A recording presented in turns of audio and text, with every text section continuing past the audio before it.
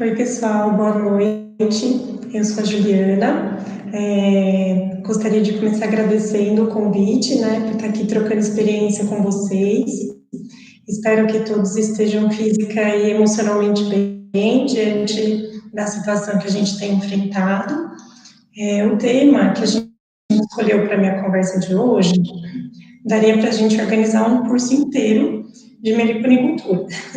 Ele é muito complexo e ele exigiria aulas presenciais, um monte de experiência, exigia também que a gente pudesse ir a campo, mas eu me esforcei para compactar, e se eu conseguir pelo menos trazer um pouco da ideia geral, né, que a Iborá tem tentado alcançar, né, na meliponicultura, eu já vou ficar muito feliz. Então, a nossa atividade hoje ela vai estar dividida em algumas partes. Como o acesso a esses vídeos tem sido bem amplo, né? Então tem tido a participação de pessoas com muita experiência em meliponicultura e pessoas que estão começando aí a entender os processos de meliponicultura. A primeira parte da aula eu vou me dedicar a explicar do que a gente está falando, né? De qual grupo de indivíduos aí, de insetos a gente está falando. Na metade da aula, né, na segunda parte, eu vou falar sobre os produtos das abelhas e como eles são formados, para daí no final falar mais especificamente sobre o processamento e trazer aí algumas perspectivas de mercado para todos vocês. Então, vamos ter aí um tempo de mais ou menos 40 minutos para passar por tudo isso. Depois vou estar aberta a perguntas e vou deixar aí os meus contatos para todos que quiserem conversar depois. De antemão, me desculpo pela qualidade da transmissão, né? Agora aparentei eu vim para Getulina, que é a minha cidade natal, é uma cidade muito pequena e a gente não tem uma internet muito boa. Então a imagem, para mim, pelo menos, não parece tão clara e o som também não, mas a gente vai se esforçando aí para que as coisas fiquem o melhor possível. Então, vou colocar aqui a apresentação para vocês, depois a gente vai conversar um pouco sobre os produtos que estão aqui, mas eu preparei uma apresentação para tentar ilustrar aí, né, e fazer com que a ausência física consiga ser compensada.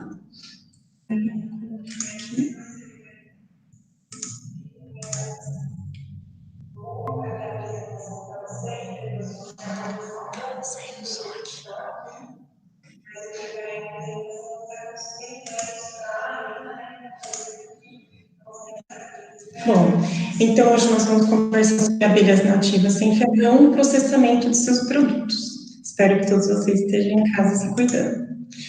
Então, sempre que a gente vai falar de mel, independente do público que a gente vai apresentar, então pode ser um público que nunca experimentou mel, que nunca tem entrado em contato, ou um público aí acadêmico, sempre que a gente mostra essa imagem, as pessoas logo falam, isso se trata de mel.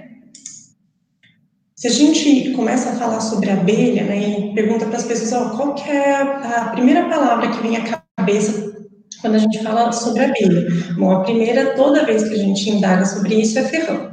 Então, as pessoas relacionam a abelha com mel e relacionam a abelha com ferrão. As pessoas lembram até de filmes, né, na infância, aí, né, sobre ferrão e assim por diante. Se a gente mostrar essa figura biologicamente absurda, independente do público, mais uma vez, a gente pode apresentar isso numa escola municipal para crianças, a gente pode apresentar isso numa reunião aí de negócios, as pessoas já respondem, isso é uma abelha. Né? Só que quando a gente começa a apresentar, por exemplo, esse tipo de imagem, já começa a ter uma certa dúvida. Né? O que é isso? É cupim? É formiga? Né? As pessoas já começam a deixar de saber com certeza do que se trata. Se a gente mostra essa daqui, a grande minoria, né, vai conseguir correlacionar essas imagens com mel, né? Se a gente mostra essa tríade de imagens e perguntar qual dessa daqui é uma abelha, a primeira resposta que vem é a do canto esquerdo ali embaixo da tela, que das imagens que estão apresentadas é a única que não se trata de uma abelha. Se a gente mostra, por fim, essa daqui, fala assim, ó, qual que dessa daqui é uma colmeia, né? Qual que isso aqui representa uma casa de abelha? Né? As pessoas, mais uma vez, vão para aquela figura mais óbvia, né? Para um Zé Colmeia da vida, assim por diante. Se a gente chegar ao cúmulo de mostrar essa imagem, que demonstra uma jataí, que é a nossa abelha mais comum aqui no Brasil, e aquela construçãozinha absurda ali, então, as pessoas normalmente têm facilidade de determinar que aquela figura construída aí com bexiga é uma abelha e algumas duvidam que a de baixo seja uma abelha. E, por fim, se a gente mostrar um ambiente de trabalho como esse, ninguém diz que eu ali embaixo estou tratando de colmeias e que as outras pessoas ali não estão. Então, o que é uma abelha, afinal? Para o público, né? Como é que as pessoas identificam o inseto voador como sendo uma abelha? Primeira coisa, ele pica. A segunda coisa, ele produz mel. E a terceira coisa é que ele é preto e vermelho, e preto e amarelo. Então, a concepção que as pessoas têm de abelha é muito restrita. É restrita ao comércio que se criou em torno da apis mellifera. Então, eu gostaria de desconstruir essa imagem na cabeça das pessoas, que eu sei que os meliponicultores e meliponicultoras mais habituados, aí, com mais experiência, têm bastante já vivência nisso, mas como é uma apresentação para o público em geral, a gente gostaria de dizer o que é, então, uma abelha. Se não é um ser que pica, né, propriamente dito, se não são todas preta e amarela, se não são todas produtoras de grande quantidade de mel, o que biologicamente representa uma abelha. Então, para a gente que é biólogo, né, a gente entende que a abelha são vespas, em que as fêmeas, no lugar de capturar outros bichos, outros insetos, outros artrópodes para se alimentar, elas coletam pólen e néctar diretamente das flores. Ah, mas eu sei que tem abelha que coleta carniça, eu sei que tem abelha que coleta fezes. Não, a gente sabe que tem uma ampla variedade aí, algumas que mudaram seu comportamento ao longo da história evolutiva, mas via de regra, a abelha é isso, né? Então, como é que a gente identifica um inseto voador como sendo ou não uma abelha? Né? Então, a gente vai analisar o comportamento. Então, se aparece um inseto no nosso quintal, ele vai estar consumindo o quê? Onde que ele foi? Né? Então, ele consome pólen para as larvas, né, e as fêmeas adultas.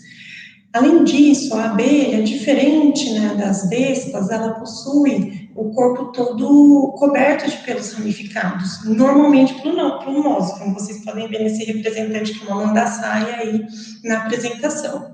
Além disso, elas têm uma região da perna posterior, da última perna, mais alargada, né, que a gente chama de base-tarso, isso já é um detalhe mais biológico, mas esse conjunto de características define um grupo aí como sendo uma abelha.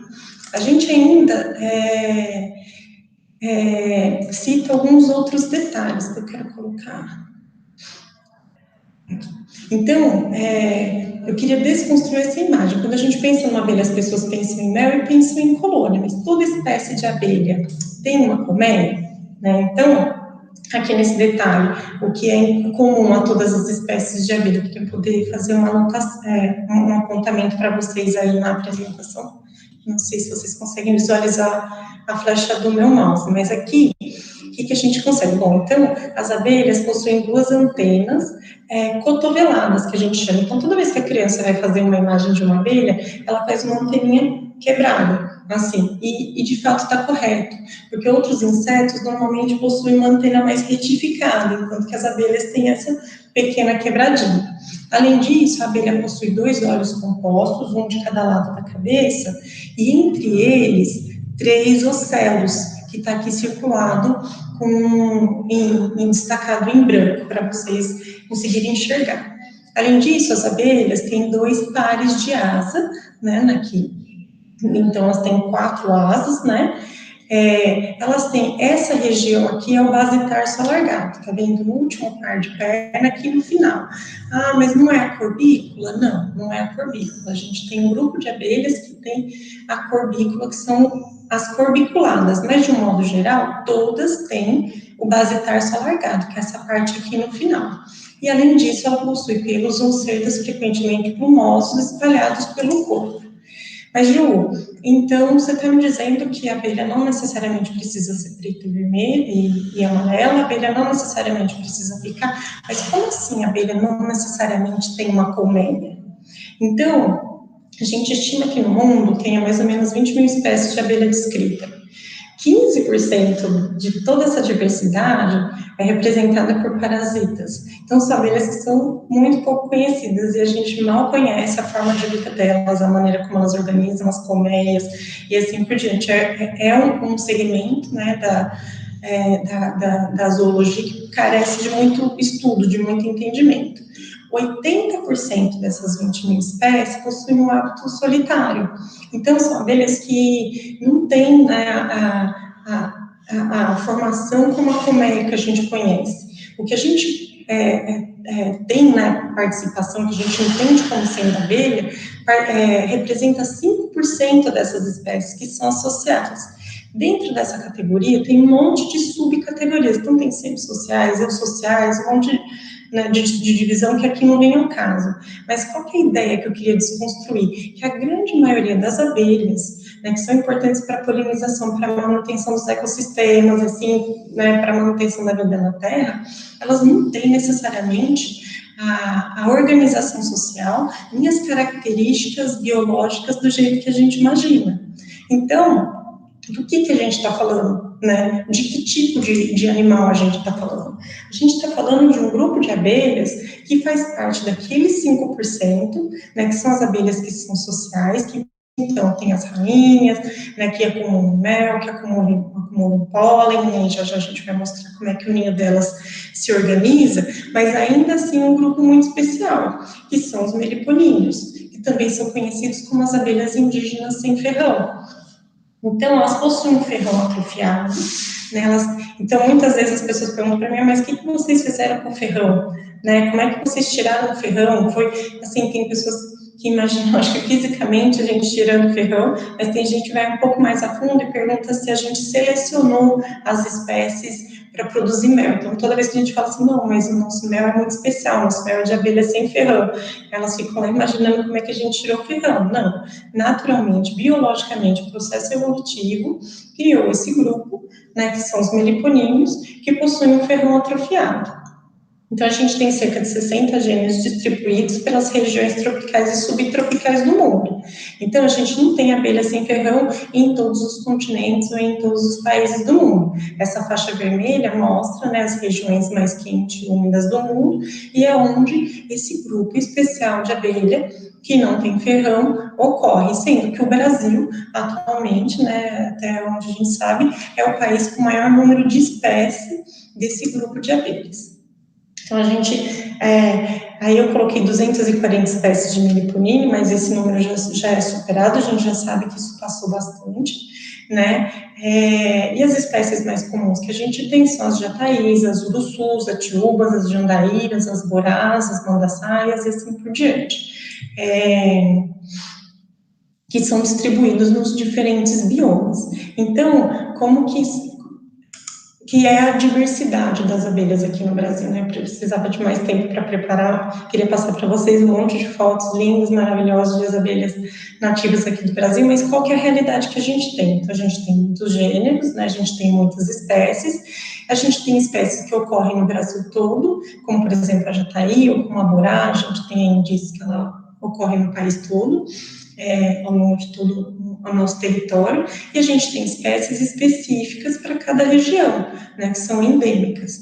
Mas o que salta aos olhos é o fato de a gente ter muitas espécies, a gente tem uma diversidade impressionante. Então, a gente tem abelhas muito grandes, a gente tem abelhas muito pequenas, a gente tem colmeias muito populosas, colmeias pouco populosas, e a meliponicultura é a atividade que trabalha justamente com esse grupo aí biológico tão maravilhoso aqui no nosso país.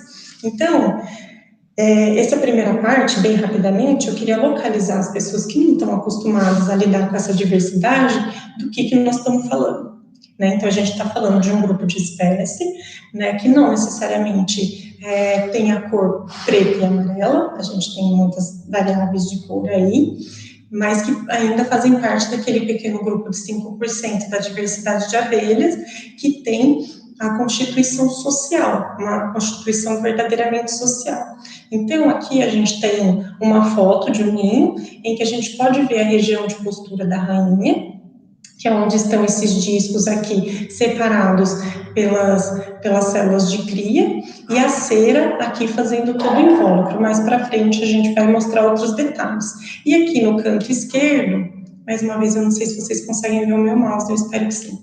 Aqui no canto esquerdo a gente tem a rainha. Então, a gente está falando de um grupo de abelhas muito diverso, em que a organização social permite a existência de uma rainha reprodutora, de um grupo de operárias que trabalha para a formação, manutenção, cuidados gerais, higiene, proteção e coleta de alimento do ninho, para que essa rainha seja viável aí, e ela se reproduza e se multiplique. Então, nas outras atividades, nas outras palestras online, vocês vão ter oportunidade de saber mais sobre esse processo de criação, como é que os tipos diferentes de organização que tem, de ovos, assim por diante. Eu indico que quem perdeu as anteriores, veja os vídeos que estão salvos e acompanhe as próximas, em que esses detalhes vão aparecer. Aqui a gente vai falar mais sobre os produtos, sobre a constituição nesse ninho. E para isso a gente vai começar com a cera e o cerume. Então, a cera, ela é um produto específico das abelhas, a cera de abelha é um produto específico dessa diversidade imensa que a gente tem. As pessoas sempre me perguntam se aqueles outros representantes, que são as solitárias, ou mesmo as outras espécies de abelha, produzem cera, elas são capazes de produzir cera, todas elas têm as glândulas serígenas no abdômen, capaz de produzir a cera. Só que, no caso das que são sociais, essa cera acontece em maior quantidade justamente pelo volume de operárias. Então, as operárias, aqui no canto direito, a gente tem uma operária produzindo aqui uma cera fresca, é um representante de apis, eu não encontrei nenhuma imagem de abelha nativa sem que vão produzindo cera, mas é dessa maneira que elas produzem. E o que é esse composto? Ele é toda a estrutura do ninho, é ele que permite a construção da casa delas. Então, desde as células onde a rainha vai pôr a cria, até toda essa proteção térmica aqui, o invólucro, assim por diante, é feito à base de cera. Essa cera, normalmente, é combinada com resina, com própolis, que a gente vai ver mais à frente, constituindo o que a gente chama de cerume. Então, se vocês perceberem, a gente tem camadas aqui mais escurecidas de cera, em que a concentração de própolis está maior, então caracteriza um cerume aí mais resistente. Então, todo esse conjunto promove a proteção térmica, ela é emoliente, ela é modelável, e a gente já sabe que ela tem algumas características que podem ser aproveitadas para uso humano. Então, ela tem propriedades cicatrizantes, ela é regeneradora, tanto é que os processos de mumificação faziam uso de cera, isso há centenas de anos atrás. A cera, a gente não vai falar muito sobre o processamento de cera, não é muito a minha área de liberdade atualmente, atuação, assim, eu sei pouco sobre cera, mas eu consigo dar algumas dicas e alguns cuidados que a gente precisa ter. Então, tem artigos hoje já mostrando que a cera é espécie específica. Então, cada espécie de meliponine possui uma cera característica daquela lá. Então, isso é lógico de imaginar, principalmente porque ela vai combinando ali com diferentes tipos de própolis, que também são específicos aí para determinados grupos de abelha, e elas são capazes de se diferenciar em cada uma das espécies e regionalmente. Então, uma jataí aqui, uma jataí lá na região amazônica, e a gente vai fazer uma análise química que eu fiz mais detalhada dos constituintes da cera, e ela pode se diferenciar, embora ela não tenha uma matriz específica daquela espécie. Então, vocês imaginem a diversidade de cera, diversidade química que a gente tem desse componente que é tão legal, Como que a gente tem usado a cera, Como que a gente tem processado? Então, a gente tem um cuidado muito grande no derretimento dessa cera, na colheita. Então, normalmente, a cera que a gente usa, ela vem das melgueiras. Mais para frente eu vou explicar um pouco sobre as melgueiras, para quem não conhece, né? Mas então, depois que a gente remove o mel e o pólen, a gente tem esse cerume, né? E a gente processa esse cerume, que no caso da Eborá, tem ido para a linha de cosmético. Mas tem muitas pessoas usando para fazer vela, né? A gente usa também para fazer esses paninhos encerados, que está aqui envolvendo esse queijo no canto direito aqui do computador.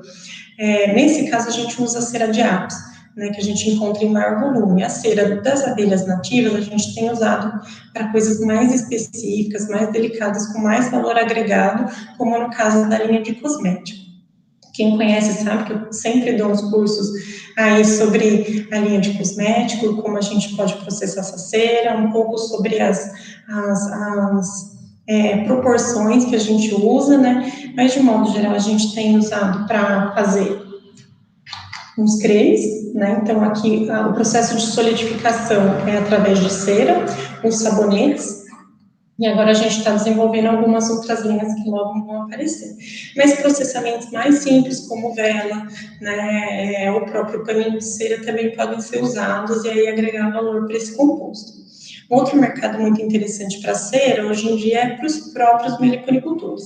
Então, quem está sempre dividindo colônia ou resgatando, precisa fornecer cera para essas colônias, né? A gente sabe que a produção de cera é a atividade que mais demanda energia para as operárias, né? A gente tem um cálculo para aves aí que para 1 quilo de cera elas precisam consumir mais ou menos 8 quilos de mel.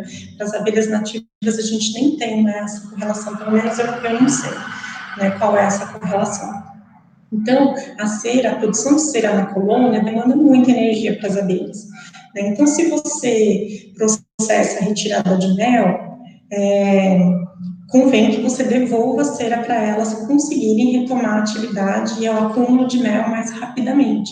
Então, existe um mercado entre os próprios meliponicultores e apicultores para aproveitar essa cera.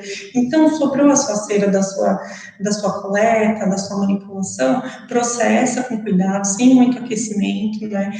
Eu sei que a legislação traz aí, acho que até 60 graus ou 70, nunca me lembro, mas para mim isso já é muito, né? A gente sempre faz o derretimento a baixas temperaturas, a cera delas é mais delicada, então se você tiver um pouco de paciência, ela vai ali, né, se liquefazendo, né, e você consegue remover tudo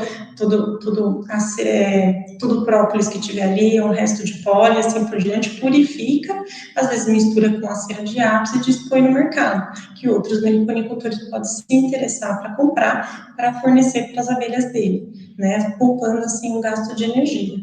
E a gente ainda, o que eu gosto sempre de convidar as pessoas é para elas irem um pouco além das atividades óbvias, né? Fazer o uso na linha de cosmético não é assim tão óbvio, porque a própria indústria já abandonou muito tempo o uso da cera na linha de cosmético. Então, os produtos cosméticos naturais normalmente são veganos, e se você introduz a cera ou a própolis, eles deixam de ser veganos. A gente apostou nisso e tem dado certo. Mas ainda assim é um uso óbvio. Mas, por exemplo, olha essa notícia que eu pus aqui embaixo. O Brasil tem queijo que é lavado com cachaça de mel e selado com cera de abelha. Então, se você pegar historicamente o uso da cera, desde o processo de mumificação, ela sempre foi usada para selar alimento, para maturar alimento, né, para preservar. E a gente abandonou um pouco isso. Então, tentar fazer colaboração, né? Olha na região de vocês, né? Tem produtor de queijo, né? Tem produtor de bacon, de linguiça, de outros processados, né? Tenta fazer uma combinação, né? Tenta levar essa novidade para as pessoas, né? E uma outra coisa que eu vi recentemente é a própria venda do mel da abelha nativa no pote de cera. Então a pessoa mastiga, né? E aí depois, só pelo esse prazer de mastigar e assim por diante. Então a gente tem que ter um olhar diferenciado para a cera. Mais uma vez, eu não vou dar muitos detalhes sobre o processamento da cera, não é algo que eu tenha assim muito conhecimento, onde eu tenha me focado mais, atualmente é no mel, né, que depois a gente vai explorar um pouco mais sobre isso, mas o que eu quero sempre convidar vocês é não desperdiçar, né, vocês conseguirem enxergar o processo como um todo, aproveitar todo ele e com criatividade, né. conhecimento e assim por diante. Eu acho que a cera merece muita nossa atenção, especialmente a cera de abelha nativa, né, que tem essa diversidade impressionante. Bom, o segundo produto que eu quero chamar a atenção é o própolis, né? Então, o própolis, dentro da colônia, ele é usado para proteção. Então, aqui na primeira figura, vocês veem uma região de depósito de própolis, né? Ao contrário da cera, a própolis, a abelha coleta no ambiente. Então, ela vai e recolhe a resina de plantas, né, do ambiente onde a colmeia está inserida e traz na corbícula para dentro do sistema, para dentro da colmeia.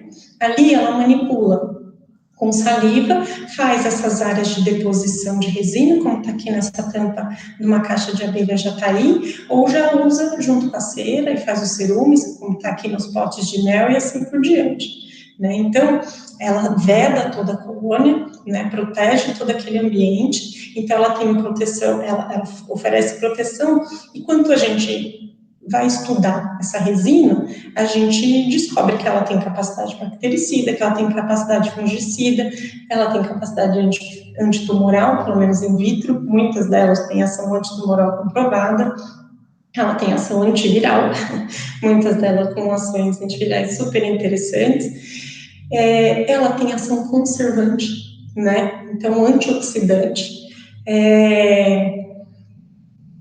e aí, pensando em tudo isso que ela pode representar, né, qual o uso que a gente vai dar para ela? Né? O que a gente vai olhar para aquele produto da nossa caixa de abelha e o que a gente vai fazer com ele? Né? Então, mais para frente, a gente vai falar um pouco sobre isso. E chamar a atenção, mais uma vez, para vocês sobre a diversidade. Porque se ela é espécie específica e ela ainda é regionalmente coletada, imagine a diversidade de resinas que tem aqui no país. Então, são mais de 300 espécies de abelha nativa, cada uma numa região, num bioma diferente. Existe uma sazonalidade, então, tem épocas do ano que tem resinas disponíveis e outras não disponíveis. Então, olha a combinação de riqueza, de diversidade que tem aí. Do lado direito, a gente consegue enxergar muito bem isso, né? É uma resina de mandaçaia, eu tirei ela da tampa, na hora que eu abri a caixa de mandaçaia, descolou, né, todo esse batume aí, né, toda essa composição. No caso da mandaçaia, ela mistura com barro, né, a resina. Aqui estava até com pouco barro, tinha bastante resina para pouco barro, mas olha as diferenças de cor, tá vendo? Cada bolinha dessa, quando a abelha foi lá fazer a deposição, né, olha como como foi sazonal, né? Como no centro estava mais escuro, mais nas extremidades, mais claro, né? Qual seria a diferença nisso? Se a gente pegar um pedacinho do centro e for aumentando esse raio aí, nesse disco que eu estou segurando, vocês acham que a resina vai ser igual? Que os resultados da própolis vão ser igual? Então, carece de muito estudo para esse entendimento da diversidade da resina e da própolis. E, mais uma vez, ressaltando que é uma combinação entre o ambiente externo e o ambiente da colônia. Então, é essa harmonia, é essa combinação que traz o resultado da resina para a gente. A gente tem o pólen, também conhecido como samburá. O pólen, assim como a resina, ele é coletado fora da colônia, né, coletado nas flores. Então, aqui do lado esquerdo, na primeira figura, a gente tem mais uma vez uma foto de mandaguari, né, de Scaptotrigona. A gente tem aqui uma área de cria, né, onde a rainha fez a postura dos ovos, aqui no canto inferior, e depois a gente tem aqui potes de mel e de pólen, sendo que o de pólen são esses potes aqui mais amarelados. Então, o pólen é um alimento proteico, um alimento larval, e como ele é processado, né? Então, a abelha coleta no ambiente, traz na corbícula para dentro do enxame, para dentro da colônia, e joga dentro desse pote. Então, fala, Ju, mas mais uma vez, para as pessoas que não estão habituadas com essa diversidade, né? Mas onde estão os favos, né, aí nessa colônia? Então, diferente da apis, que a gente está conhecido, que foi aquela primeira imagem que eu mostrei, as abelhas indígenas sem ferrão, elas não depositam em favos, né, elas depositam em potes. Então, elas constroem esses potes de cerume e separam o pote de mel e de pólen.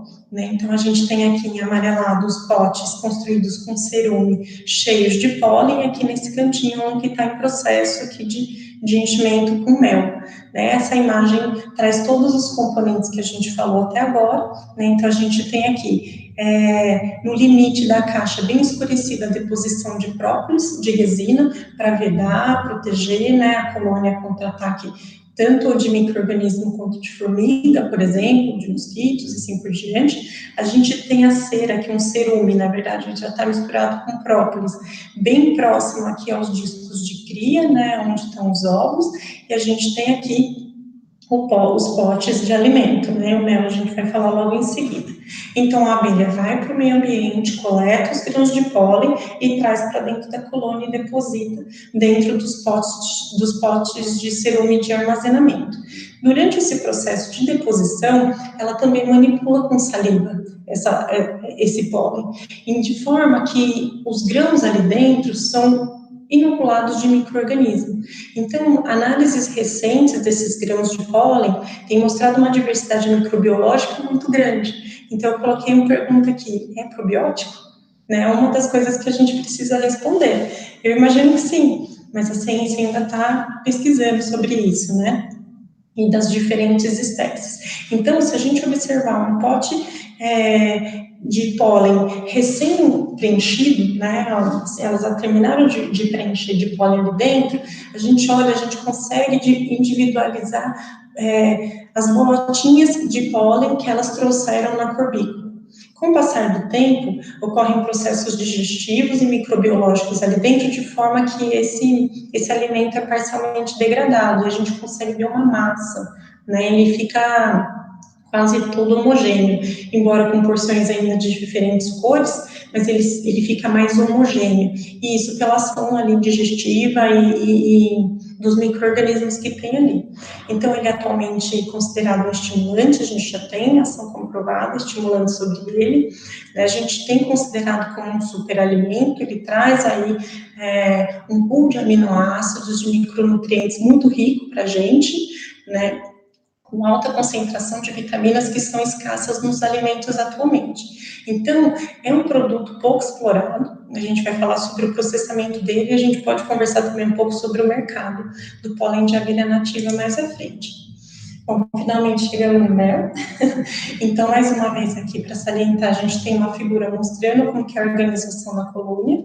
Então, a gente tem aqui, mais uma vez, a região de cria, onde fica a rainha, toda essa cera aqui, esse cerume protegendo o invólucro, e mais aqui para o canto esquerdo, os potes de alimento.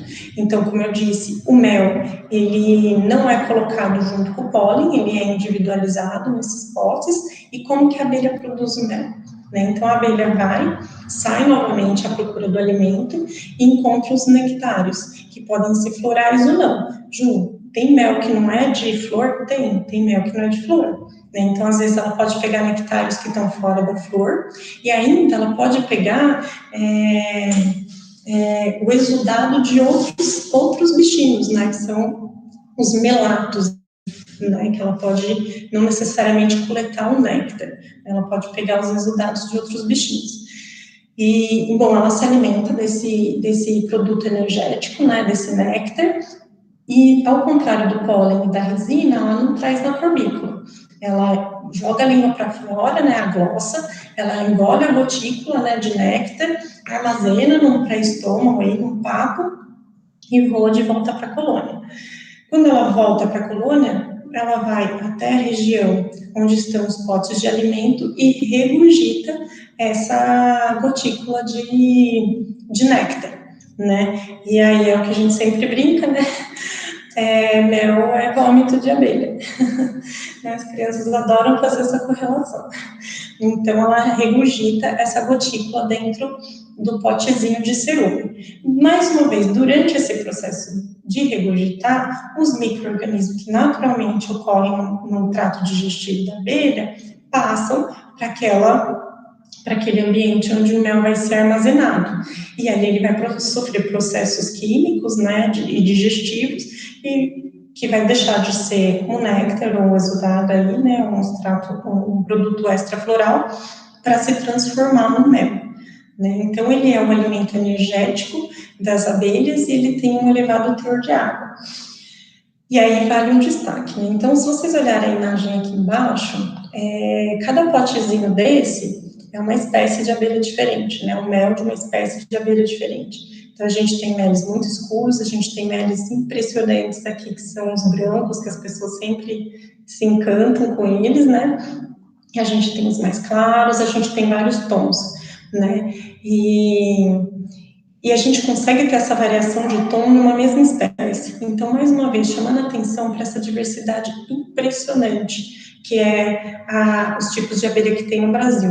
Vamos pegar a jataí de novo. Então, o mel da jataí é produzida no sul, produzida aqui na região do Cerrado, produzido na Mata Atlântica, produzido muitas vezes numa região mais seca ou numa região super úmida como a região norte do país. Vocês acham que o mel é igual? Sabe? A gente tem análises atualmente que mostram que ele tem uma matriz química e microbiológica muito semelhante, mas características do local são muito presentes. Então, isso traz variação de cor, isso traz variação de odor, né, de características organolépticas, isso traz variação. Caiu. Isso traz uma variação de quanto eles, de umidade muitas vezes, né? Então, de uma mesma espécie, tem local que é super úmido, tem lugar que é menos úmido. Então, assim, é uma diversidade impressionante, né, que a gente tem de espécies e de regiões. E numa mesma região, a gente também tem diferença. Então, o mel da jataí agora no inverno é muito diferente do mel da jataí no verão. Né, ele possui até diferenças com relação à umidade. Então, como é que a gente vai tratar esse produto? Né? Sendo que o nosso padrão de comparação é o mel de aves, né, que é um produto que tem variação, mas nem tanto. Né? Então, a gente vai conversar um pouco sobre isso, sobre essa diversidade. Mas, de um modo geral, o mel de abelha nativa ele é mais ácido, ele tem menor densidade e menor doçura quando a gente compara com o mel de mercado, com o mel de aves melífera. Ele possui uma grande quantidade de micro-organismos, eu já expliquei por quê, né? Ele possui uma quantidade impressionante de flavonoides e uma combinação de açúcar muito rico. A gente sabe os açúcares que são mais comuns para todos os tipos de mel, mas a gente está de olho naqueles que são menos comuns, naqueles que são mais complexos, aqueles que são mais difíceis de a gente obter na nossa alimentação. Então, isso também daria mais uma hora de conversa para falar por baixo, para a gente falar só sobre as características químicas aí interessantes dos mel de abelha nativa. Mas, de um modo geral, eles possuem combinações muito únicas e muito ricas, além de uma cristalização bem fina, né? Lembrando que o mel verdadeiro cristaliza. Sempre bom ressaltar. Então, o aroma e o sabor variam entre os méis de espécies, entre uma mesma espécie, entre diferentes regiões, entre diferentes épocas do ano. Né? Então, imagine as ricas possibilidades para o desenvolvimento de novos produtos. Né? O que eu quero chamar a atenção para vocês o tempo todo sobre a diversidade de abelha é que a gente tem que trabalhar com essa pluralidade de produto. A gente tem que agregar valor a isso. Né? A gente tem que parar de tentar homogeneizar ou de manter eles todos muito padronizados e, ao contrário, agregar valor justamente a essa diversidade, a essa pluralidade de coisas que eles vêm aparecendo, que eles nos mostram. E agora, indo um pouco mais a fundo sobre os produtos e os favos.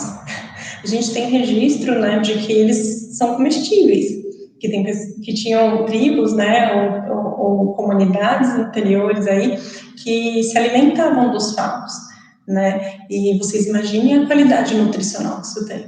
É impressionante, né, será que isso pode se configurar um novo produto? Né, eu sei que é polêmico, mas por que não pensar? Né, pensar não prejudica ninguém, né, a gente precisa ampliar, né, eu falo, vamos olhar para o todo, a gente dá aquela ampliada, e aí depois a gente focaliza no que a gente é capaz de trabalhar. Por último, esse monte de micro-organismo. Né? Então, essa é uma parte da qual eu tenho me dedicado a ter um olhar mais criterioso. Né? Então, se a gente selecionar esses micro-organismos, o que a gente é capaz de fazer com ele? A gente é capaz de fazer medicamento? A gente é capaz de fazer fermentação? Né? De fazer bebida? Né? De fazer alimento? né, a partir dele, a gente consegue fazer controle biológico, a gente consegue multiplicar esse organismo e matar alguma praga ou algum outro produto.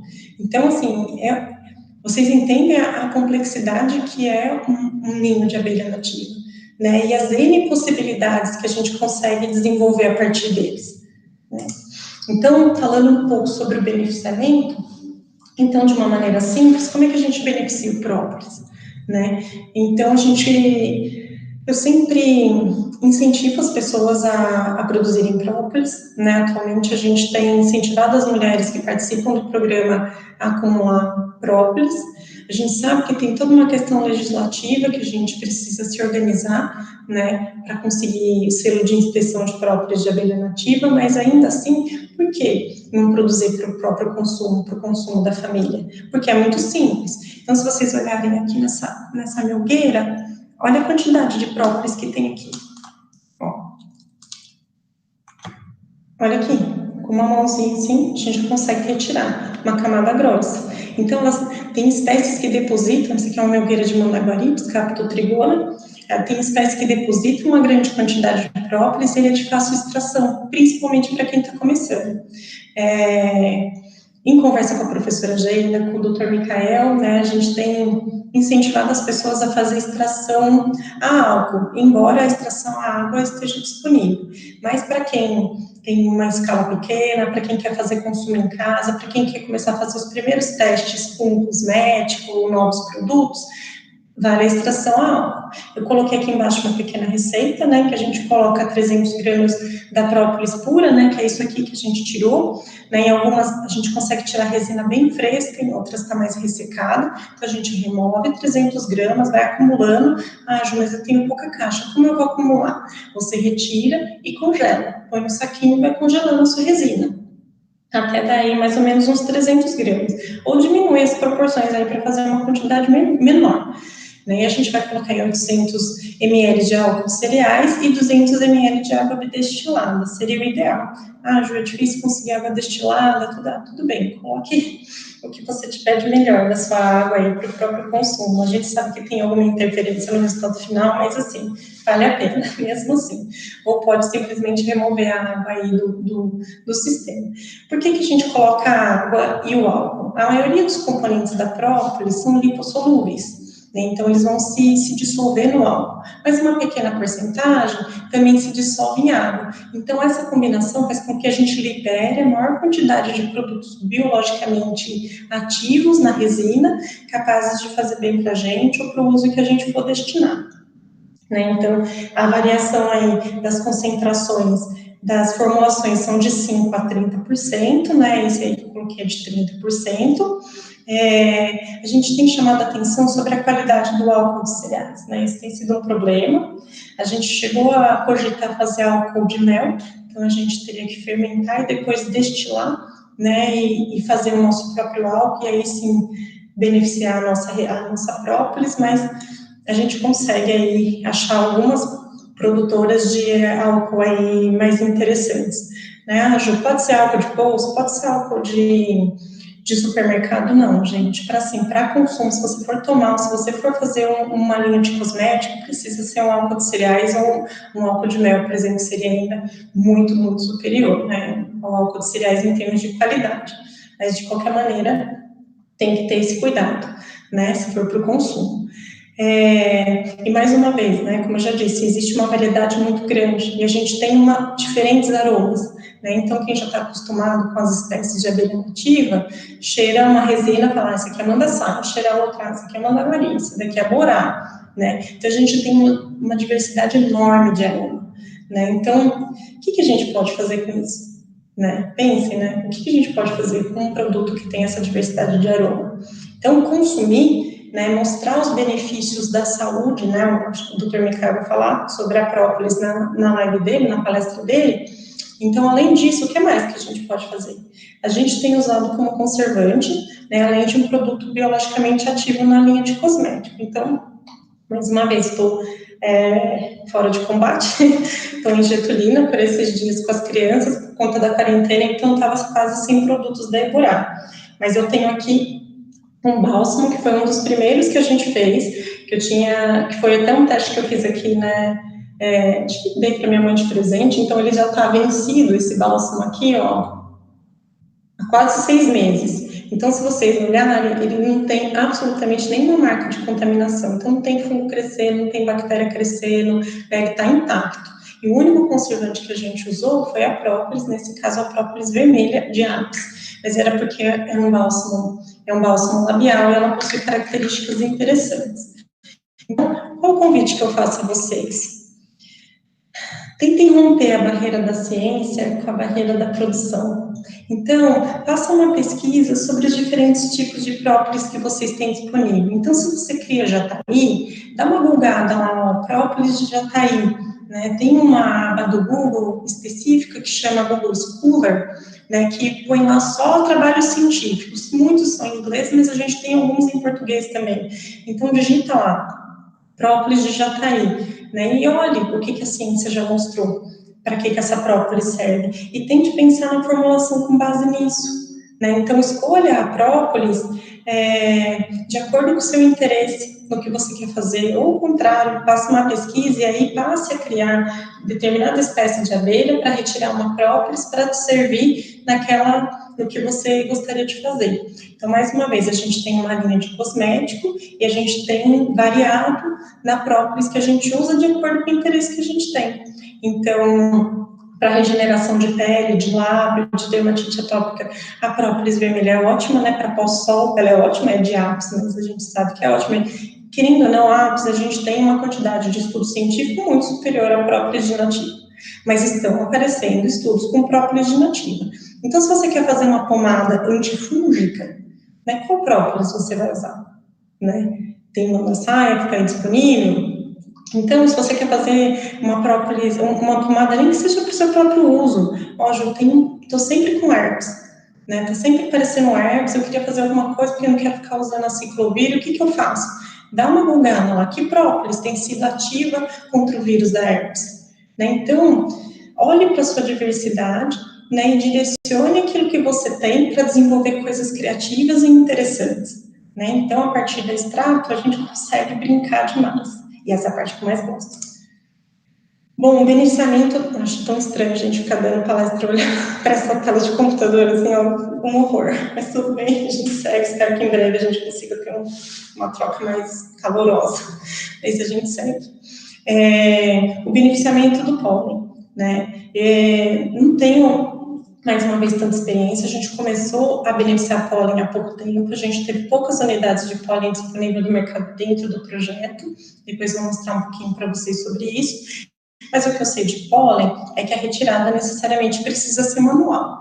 Né? Então, a gente pega o potezinho, que essa membrana aqui está só com mel, mas a gente pega o potezinho ali de cera, em que o pólen está armazenado, a gente remove a camada de cerume e vai depositando aquele pólen em um lugar aí higiênico, né?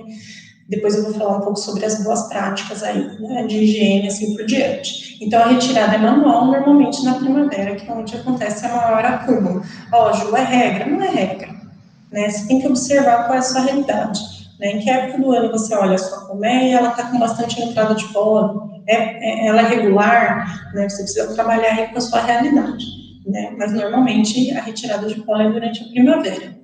A gente tem visto diferentes tipos de processamento. Então, o primeiro deles é a desidratação, né, como faz com o pólen de Apis. Então, a gente submete a uma temperatura, retira a água e estabiliza. Por quê? Como nessa primeira figura, aqui logo acima, o pólen fermenta muito de abelha nativa. Ele vem cheio de levedura, ele vem cheio de bactéria acética. Né? Então, mesmo depois que você retira da colônia, aquilo continua vivo, né? Continua com a sua atividade ali o tempo todo. Então, se você retira a água, você estabiliza essa atividade. Uma outra maneira que eu vi recentemente foi congelando, né? Você põe num congelador, num refrigerador, e você retira a água, né? Porque o congelador também promove, né, essa desidratação a baixa temperatura, e o que eu provei ficou muito gostoso, né? Achei bem inusitado. Lembrando que se você tiver peixe no seu congelador, o resultado não deve ser tão bom. Mas enfim, se for para o seu próprio consumo, desfrute.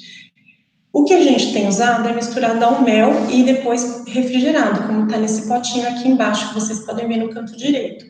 Por que a gente tem feito isso? A gente tem percebido que o nosso consumidor gosta do produto vivo. Ele gosta de sentir aquela energia da floresta, da natureza, sentir aquele alimento vivo mesmo, né? Aquela energia toda que pode trazer dentro desse componente. Então, a gente consegue estabilizar misturando no mel. Ju, mas aí não vai continuar fermentando? Vai. Então, a gente consegue dispor esse produto numa prateleira? Não, a gente não consegue dispor. A gente tem feito poucas unidades e normalmente sob encomenda, porque as pessoas que consomem gostam muito de consumir, e vocês imaginem a riqueza. Esse é o alimento normal de todas as abelhas. É uma outra pergunta que a gente sempre tem: Ju, tem geleia real? Não, a gente tem outro tipo de alimento normal, que é a mistura de pólen com mel. Então, uma colherinha aí matinal dessa mistura de pólen, que a gente chama de samburá, com o mel da própria espécie, é impressionante, é uma bomba aí de boas energias, né, de flavonoides, de micro-organismos e assim por diante. Bom, chegamos finalmente no mel, né? Como é que a gente tem beneficiado o mel? Então, a gente tem o processo de sucção ou por derramamento. Então, para quem não entende, essa aqui é uma melgueira média, né? A gente tem melgueiras menores, como a da Jataí, a gente tem melgueiras maiores, como a da Borá. Mas, normalmente, é um quadrado assim, em que aqueles discos de cria não avançam, ela é interrompida aqui atrás. Mais uma vez, seria muito gostoso se a gente tivesse ao vivo, eu tivesse vídeo me mostrando, mas, enfim, já caiu um negócio ali atrás, não posso deixar cair essa melgueira. Então, a gente remove essa melgueira, ou não, né? Então, tem pessoas que têm tido o cuidado de tirar com seringa, por exemplo. Então, você pega uma seringa, você vem em cada um desses potezinhos aqui e vai fazendo a retirada, colocando num outro recipiente aí também bem higienizado. Outras pessoas têm usado um sugador odontológico para isso. Mais uma vez, o nosso não está aqui, ele está na área do meliponário, né? Mas ele agiliza um pouco esse processo. E a gente ainda tem o de remoção da melgueira, que foi isso aqui que eu fiz. Eu tirei para mostrar para vocês uma abelhinha que a gente tinha aqui. Então, a gente faz a retirada da melgueira e a gente pode tirar toda essa daqui e espremer, né? Com a mão, não, né? A gente tem que ter um cuidado aí. Atualmente, as pessoas têm feito com um espremedor de inox, espremedor de tubérculo mesmo, e depois usa a cera, processa a cera da maneira como a gente falou no começo. Quais são as vantagens e as desvantagens de cada um desses processos? Então, se a gente tirar por sucção e mantiver esse cerume aqui, a abelha vai ter muito menor gasto de energia, como a gente já tinha dito. Ela vai ter o trabalho, logicamente, de depositar novamente o mel aqui em cada um desses potes, mas ela não vai ter o trabalho de construir esses potes, né? De ter esse gasto de energia, de produzir a cera para construir esses potes. Por outro lado, a gente sabe que o aproveitamento é muito maior, né? A gente tira muito maior quantidade de mel se a gente fizer a remoção desses potes e espremer e depois beneficiar a cera. Então, mais uma vez, né? Pergunte a você mesmo qual é o objetivo do seu meliponário, né? O que você quer fazer com ele, né? Qual a maneira como você quer gerar renda. Você não precisa descobrir rápido, você pode ir testando e sentindo e assim por diante, mas tenha muito claro para você os seus objetivos para determinar a maneira como você vai lidar com cada um dos processos de beneficiamento que estão aí disponíveis, né? Então, existem essas duas maneiras, a gente varia de acordo com a espécie, tá bom? Uma vez retirado esse mel, como é que a gente vai processar e comercializar? Né? Então, a gente já falou que ele tem grande quantidade de água e grande quantidade de micro-organismo. Então, a gente tira ele daqui, assim como o pólen, ele está vivo, ele está com ação microbiana ali o tempo todo. Como é que a gente vai fazer? A primeira maneira de processar é fresco. Então, tirou, né, fez o processo de decantação, filtração, a gente invasa e põe na geladeira, né? O outro é maturar. Então, você vai depositar ele em diferentes tipos, e aí entram várias questões sobre a maturação. Tem gente que prefere embalagens plásticas, tem pessoas que preferem embalagens de vidro, tem pessoas que preferem embalagens de inox. A grande questão é que a gente também tem pouco estudo sobre as diferenças entre cada uma dessas embalagens no efeito final do seu mel, né, para cada uma das espécies, em cada uma das regiões, entende como, né, isso tudo vai aumentando, né, como a pluralidade, a diversidade de produto também traz uma dificuldade. Então, teste aí no seu produto. Ó, quero vender maturado, tá? Crie o seu padrão, observe, faça a retirada e vá fazendo observação no processo de maturação, para saber, na época do ano, para cada uma das espécies, quanto tempo eu vou ter que deixar ele descansar para que as ações de micro-organismo criem um certo equilíbrio e ele se transforme no produto maturado.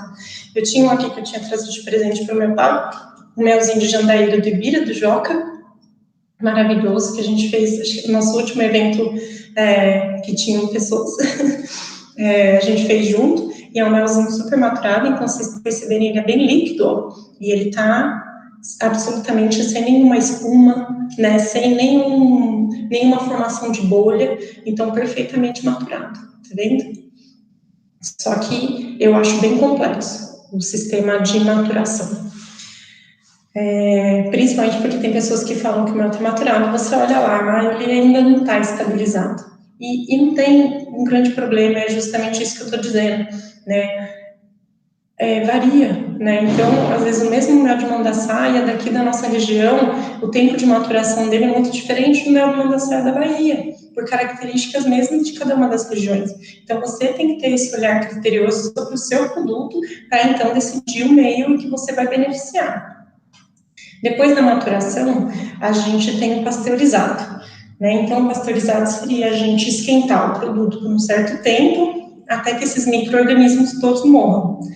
Só que nesse processo, além de a gente perder todo esse potencial de vida que o mel de abelha nativa tem, a gente ainda perde um monte de flavonoide, a gente desnatura um monte de proteína interessante, de outras vitaminas e assim por diante. Então, de tudo, para mim, pasteurizado é onde eu encontro maiores problemas para o resultado final. E depois a gente vai discutir um pouco disso.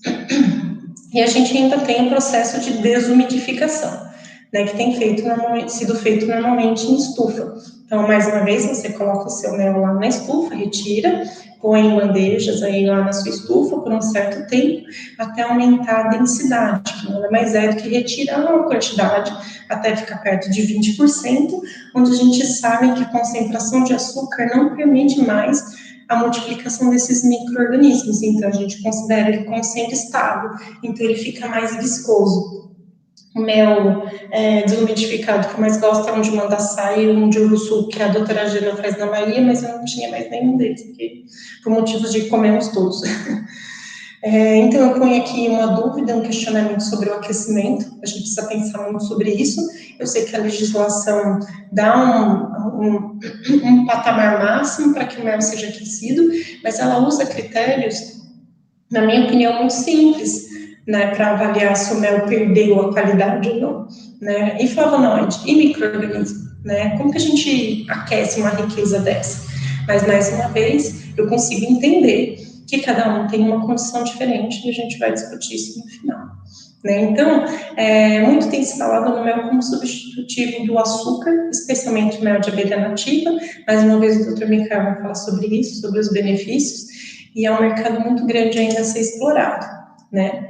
Então, falando um pouco agora sobre as boas práticas, né, para qualquer um desses produtos em que a gente citou, né, seja a cera, seja o mel, o pólen ou a resina, até mesmo os micro-organismos ou o favo, a gente precisa estabelecer um protocolo de boas práticas na nossa produção.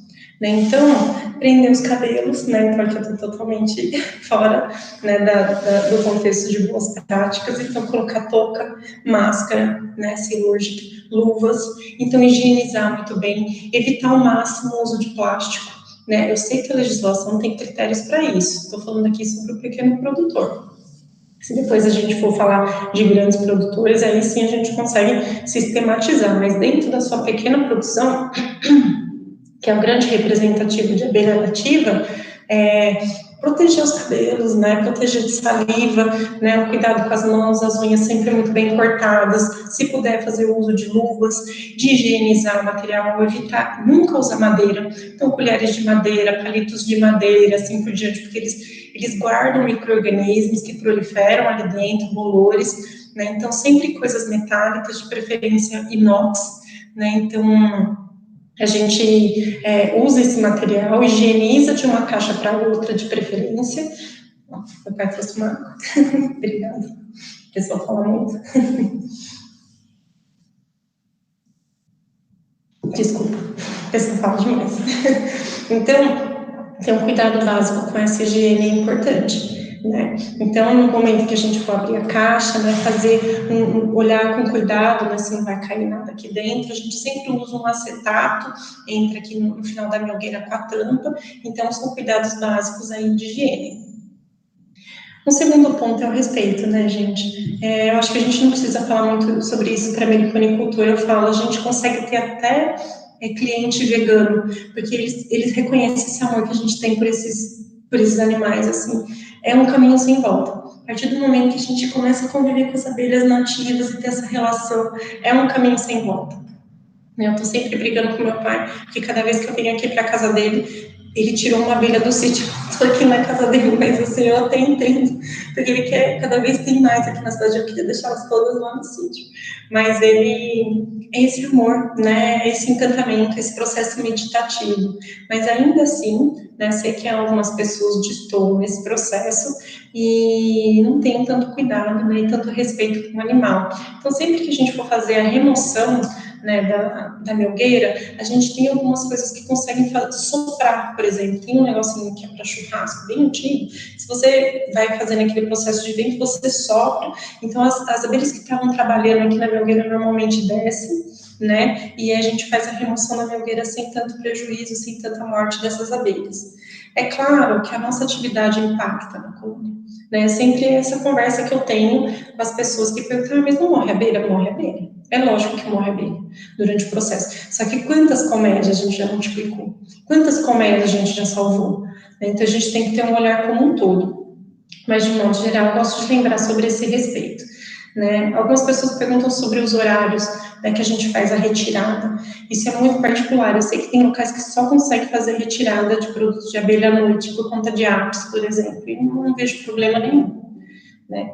Mas, e o cuidado depois, quando a gente for devolver esses produtos, né, de sempre passar uma fita para que não tenha invasão de formiga ou de furídeo, assim por diante. Então, sempre com muito cuidado. Então, o primeiro ponto é a higiene, e tão importante quanto ele é o respeito por cada uma dessas entidades aí, desses indivíduos. O segundo ponto, que eu tenho sempre conversado com as pessoas, né, com os colegas aí de profissão que têm vendido seus produtos, é sobre o lote. Todas as vezes, gente, em que vocês retirarem algum produto, guarde-o como lote, faça a anotação, não importa que você não tenha o seu rótulo tão bonitinho, tão bem organizado, mas faça a anotação do lote. Então, e é simples, coloca o mês, o ano e a espécie, tudo abreviado. Então, vamos supor que foi a primeira retirada de mel de jataí. Então, se você tiver um decantador, ótimo. Se você não tiver um balde bem higienizado, deposita todo aquele mel lá, né? Faça uma mistura. Algumas vezes a gente precisa aquecer para que essa mistura seja adequada, mas a gente não tem feito isso e tem dado umas variações e está tudo bem para a gente, mas algumas pessoas gostam de aquecer para homogeneizar, mas faça a anotação daquele lote, retire um potinho para você e guarde na geladeira. Isso é a sua defesa, da sua higiene, do seu cuidado. Então, se der um problema, qualquer coisa, como um produto novo no mercado, né, é muito fácil, às vezes, a gente indicar para uma criança, para um idoso, ele tem um revertério por causa de um vírus, e aí ele fala que foi depois que ele consumiu o nosso produto. Então, faça a anotação de lote, isso é o mínimo, assim, que a gente precisa ter em termos de rótulo, o mínimo. Para quem já está um pouco mais avançado, mande os lotes para análise microbiológica, e aí, que seria a sanitária, né, para analisar a contaminação, ou os requisitos mínimos aí, né, que estão na legislação sobre a qualidade do mel, então pH e assim por diante, contaminação, né, a gente já chegou a pegar lote de mel para teste, assim, que estava, por exemplo, misturado com mel de apis.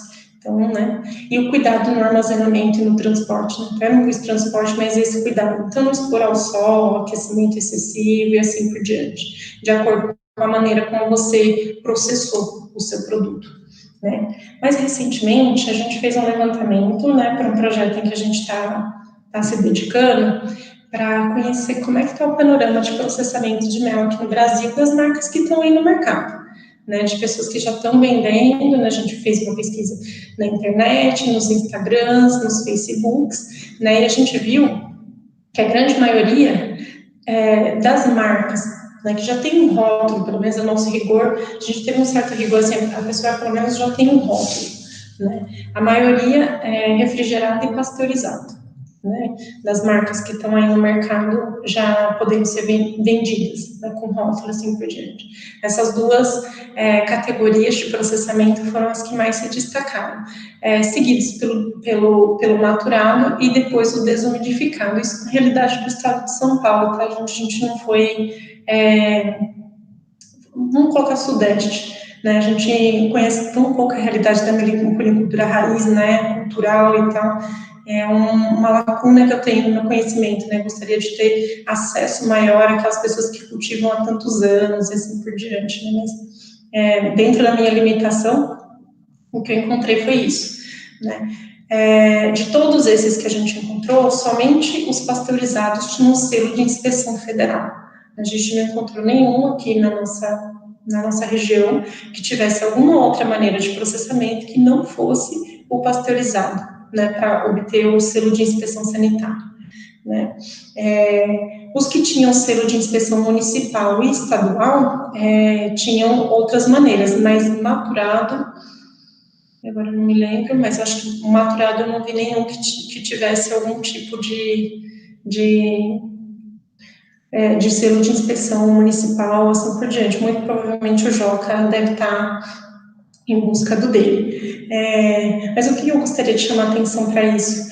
A gente não tem dados oficiais sobre a nossa atividade, né? Eu procurei saber aí, né, nos órgãos, né, no Brasil como um todo, a gente não sabe, né, quantas pessoas estão fazendo, a maneira como elas estão fazendo, né, como é que a gente vai se entender como grupo, né, como uma instituição, aí uma atividade regulamentada, se a gente nem se conhece, se a gente nem sabe como a gente tem trabalhado, né? Então, me chamou muita atenção, né?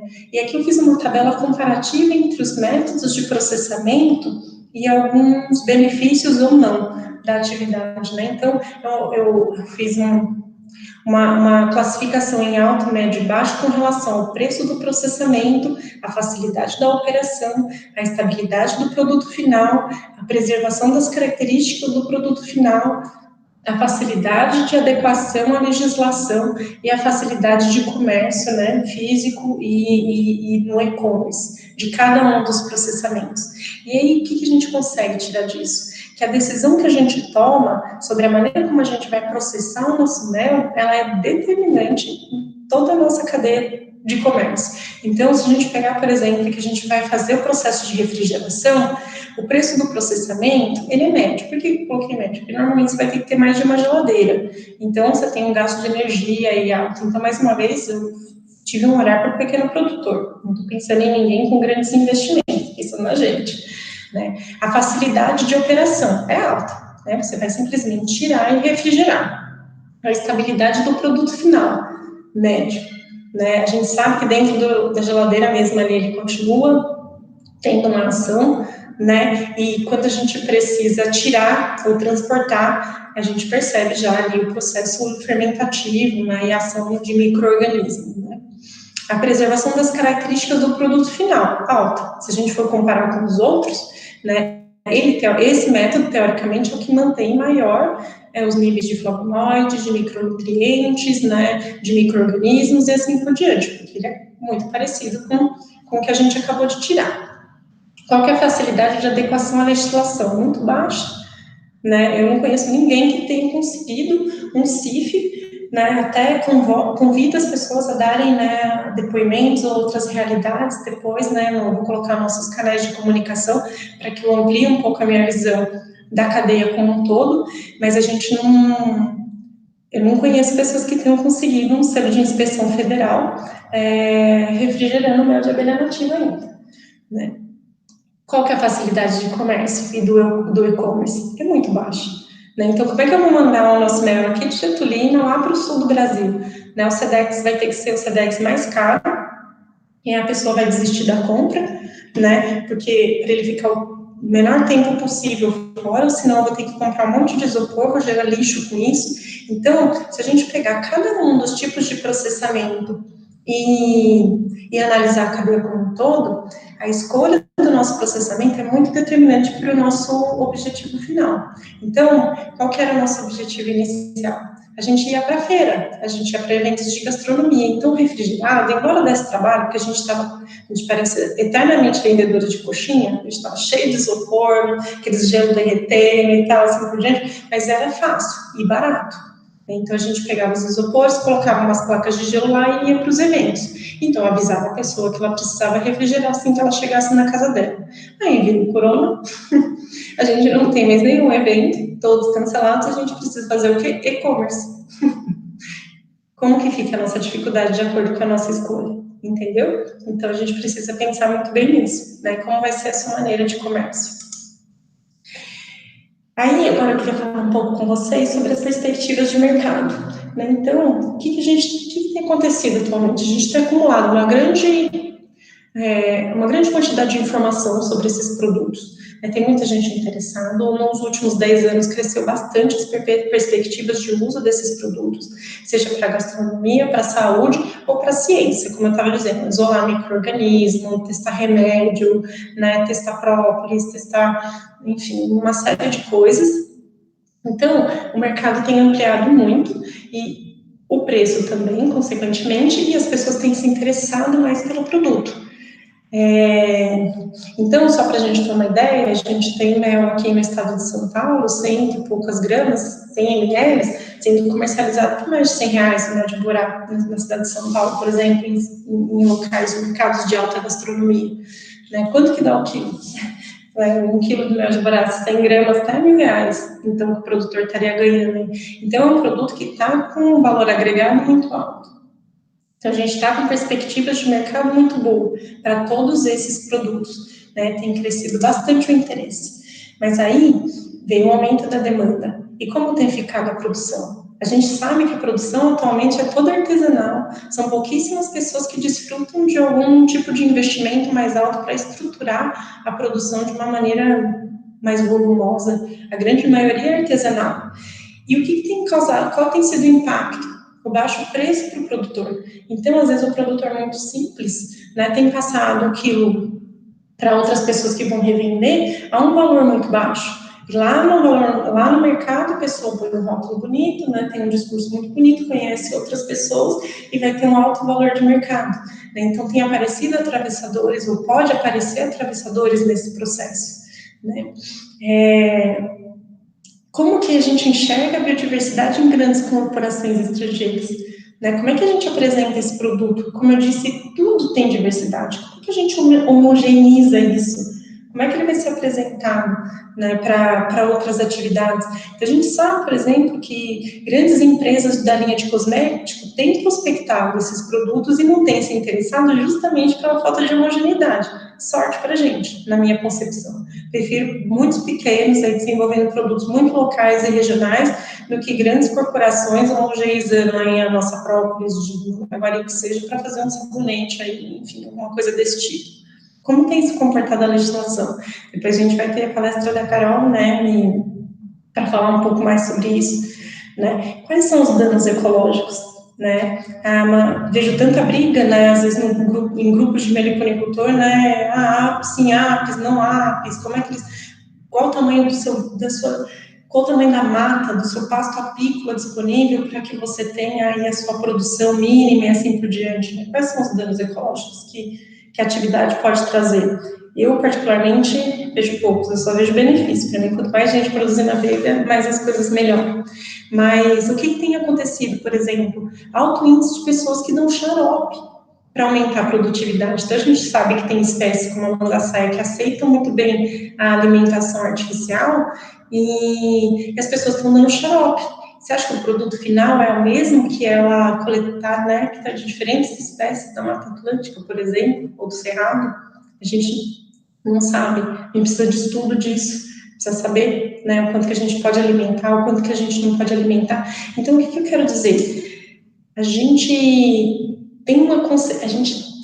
não tem tido um olhar para a cadeia produtiva, né, do mel de abelha nativa no Brasil. A gente não tem tido um olhar amplo para essa realidade, né, para as perspectivas. A gente não tem agido como um grupo, a gente não tem agido como uma colmeia, para a gente se enxergar, para a gente se conhecer, para a gente reconhecer a nossa realidade e aí então fazer propostas que sejam benéficas para todo mundo. Porque a gente está falando de uma tecnologia socioecológica, a gente está falando de uma atividade que é capaz de cuidar do meio ambiente e ainda remunerar bem pequenos agricultores, né, pessoas que voltam para a terra, que vão estar desonerando a cidade, que vão estar vivendo com dignidade, protegendo a natureza e oferecendo um produto que é incrível. Toda vez que eu vou falar sobre isso, de verdade, gente, eu me arrepio, porque a partir do momento que eu conheci a meliponicultura, é como se toda a minha vida tivesse se transformado dentro da biologia, né, e como ser humano e assim por diante. Né? Então, o Projeto Eborá, falando um pouquinho pela gente, teve a visão dessa realidade, e a gente tem tentado se colocar com muita dificuldade, e agora eu agradeço do fundo do coração as parceiras que têm tido a coragem de dar a mão para a gente e aceitar esse grande desafio. Porque quando a gente olha para a realidade do Brasil, o que a gente tem? Muitas grandes propriedades, cujo poucas pessoas são detentoras, né?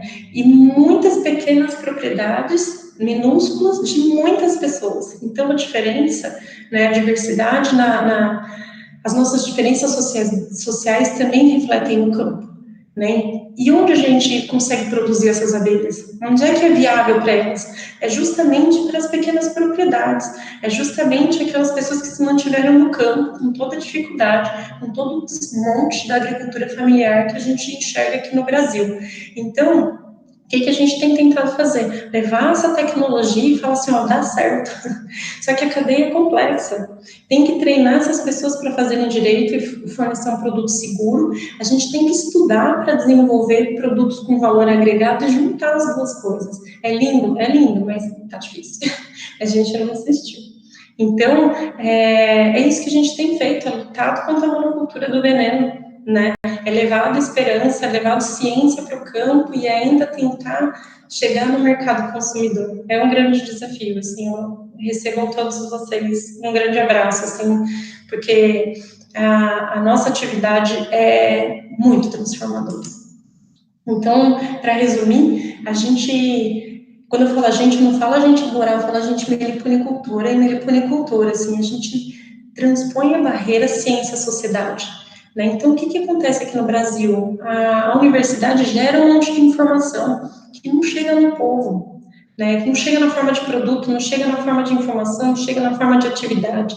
A gente está tentando transpor essa barreira, né? A gente tenta transformar a cadeia produtiva, a gente dignifica a atividade do campo, né? Com melhor remuneração, né? Com ele se sentindo importante, com ele preservando a mata em pé, com ele mantendo, né, as abelhas vivas, e aí promovendo toda a cadeia de produção de alimentos, né?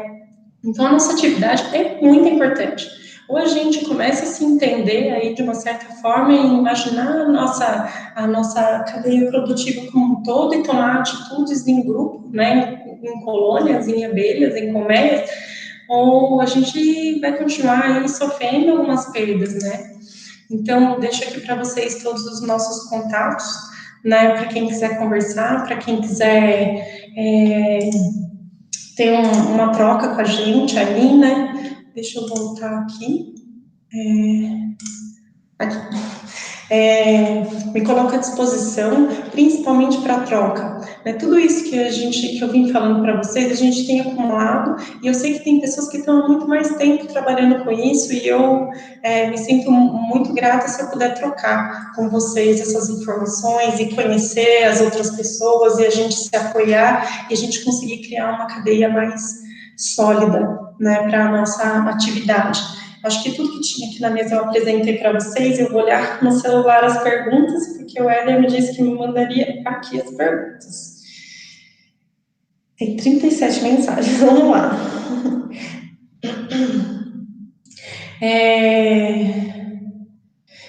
Vamos lá. Como processar o própolis da abelha mandaçaí e jataí para consumo humano?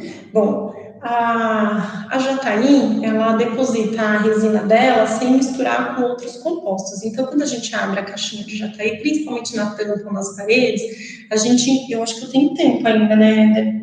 Não sei se tem muito tempo, gente. Enfim, eu vou ver o que eu faço aqui. Qualquer coisa vocês me cortam, porque assim, eu não sei o que eu faço.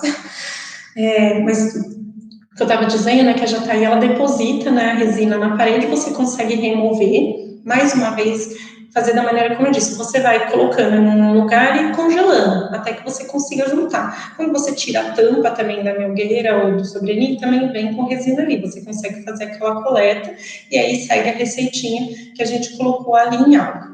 Já da manassaia, ela mistura com barro, né, bom, se bem que na receitinha eu não falei como é que faz. Então, você mistura com álcool, né? A gente faz numa proporção de 30%.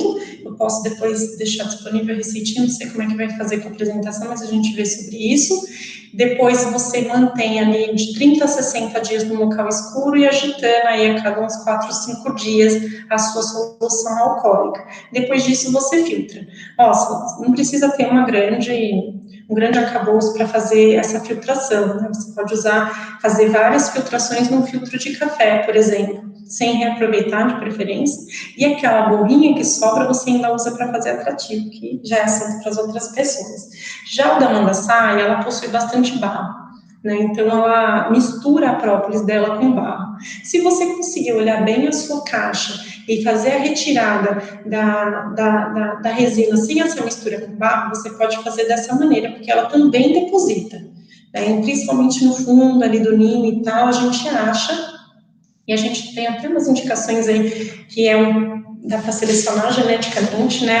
Algumas colônias, beijo pro Pereira, seleciona lindamente, algumas que depositam mais resina no fundo da caixa, mas se ela tiver misturado com barro, aí você vai ter um pouco mais de dificuldade nessa filtração.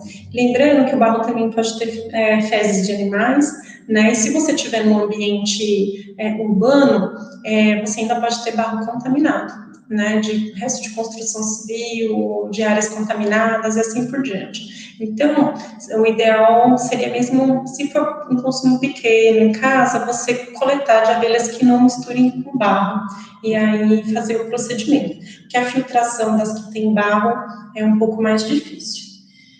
Espero que eu tenha respondido. Agora vamos lá, tem que subir aqui. Minha nossa, não está 10 horas. Tem algum trabalho direcionado com cera de burá na confecção de sabonetes e outros produtos? Eu não sei. Como eu disse, eu preciso me inteirar um pouco mais nesse mundo das ceras, eu tenho me dedicado mais às resinas e ao mel, preciso procurar um pouco, posso até me comprometer a isso. A borá é uma abelha que eu tenho paixão e muita dificuldade também, em algum certo nível do manejo aí, mas o que eu sei da borá é o mel, por exemplo, que é impressionante, é o que a gente usa mais regularmente em casa, né, a capacidade antifúngica dele, da própolis, então, de alguma maneira, a gente consegue transpor alguns resultados para a cera, né, mas fico devendo, assim, um trabalho mais detalhado para a linha de cosmético. Qual a temperatura ideal para liquefazer a cera de aço? Uma pessoa super interessada na cera, então, mais uma vez, eu também não sei. O que a gente tem feito na nossa linha de cosmético é uma proporção de 50% com a cera de ápice. E o que eu faço? Eu faço derretimento em banho-maria da cera de ápice, né? Não deixo passar de 40 graus, não deixo passar de 45 graus, né? Põe um termômetro logo medindo. Depois que a cera de ápice está toda liquefeita, eu coloco a cera de nativa ali, né, para a linha de cosmético. Ju, sem purificar? Sem purificar. Eu gosto da cera não purificada, eu gosto dela com as resinas, com os restos que tiverem que vir ali. Claro, né, gente, que a gente não vai fazer retirada de cera de abelha fungada e tal, né? Pensando no cerume aqui da área da melgueira, assim por diante, uma cera de confiança. Porque eu acredito que todos esses compostos tragam bastante benefício. Então, essa é a maneira que eu tenho feito.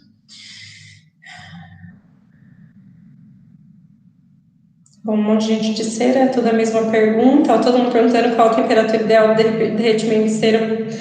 A legislação, acho que não deixa passar de 65 ou 60 graus, alguma coisa, a gente não passa de 45. Então, demora mesmo o processo e a gente precisa ralar ou picar muito bem para que a gente consiga. Então, eu comprei um termômetrozinho, bom em banho-maria, né, mais uma vez a prática aí fica devendo, e aí vai acompanhando, demora mais, tenha paciência. Mas isso foi super empírico, gente. Eu deduzi que quanto menos eu conseguisse aquecer, mais benefícios seriam mantidos. Eu prometo estudar mais sobre cera. Eu me cobro, eu faço uma próxima apresentação sobre cera, mas eu tenho que estudar.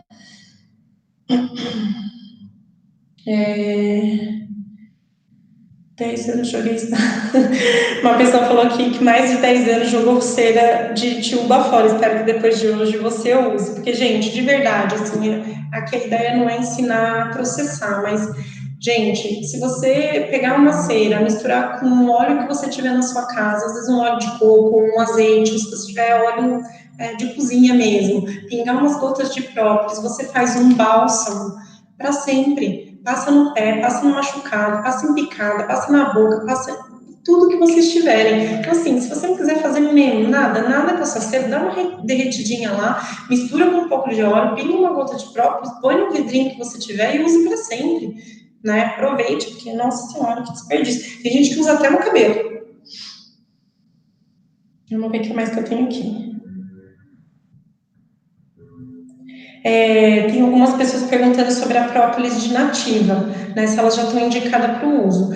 Em fevereiro desse ano saiu um artigo sistematizado sobre as própolis de abelha nativa aqui no Brasil, em que fez uma análise sobre a citotoxicidade, né, das própolis, né, disponíveis aí que ele tinha algumas espécies e nenhum tinha citotoxicidade, mas eles tinham feito análise até 15%. Né? Mas eu não tenho conhecimento de citotoxicidade. A gente tem tomado muito cuidado com isso. A gente só tem vendido própolis de nativa para as pessoas que já consomem produtos de nativa. Tanto que, se vocês olharem no site, não tem ainda própolis de nativa fora da linha de cosmético para venda. A gente tem tomado cuidado com isso, justamente pela desorganização da cadeia e o medo que a gente tem. A gente já está vendendo mel sem inspeção mesmo. Então, eu não encontrei, né? E sempre que apresentou alguma toxicidade, eram volumes assim absurdos. Tipo, você teria que tomar 300 ml de própolis no dia, 200 ml de própolis no dia, que é um volume muito absurdo, né? Como eu não consigo indicar uma quantidade, né? Eu acho que isso é muita responsabilidade pelo consumo. Eu consigo indicar, eu consigo relatar o que a gente já provou.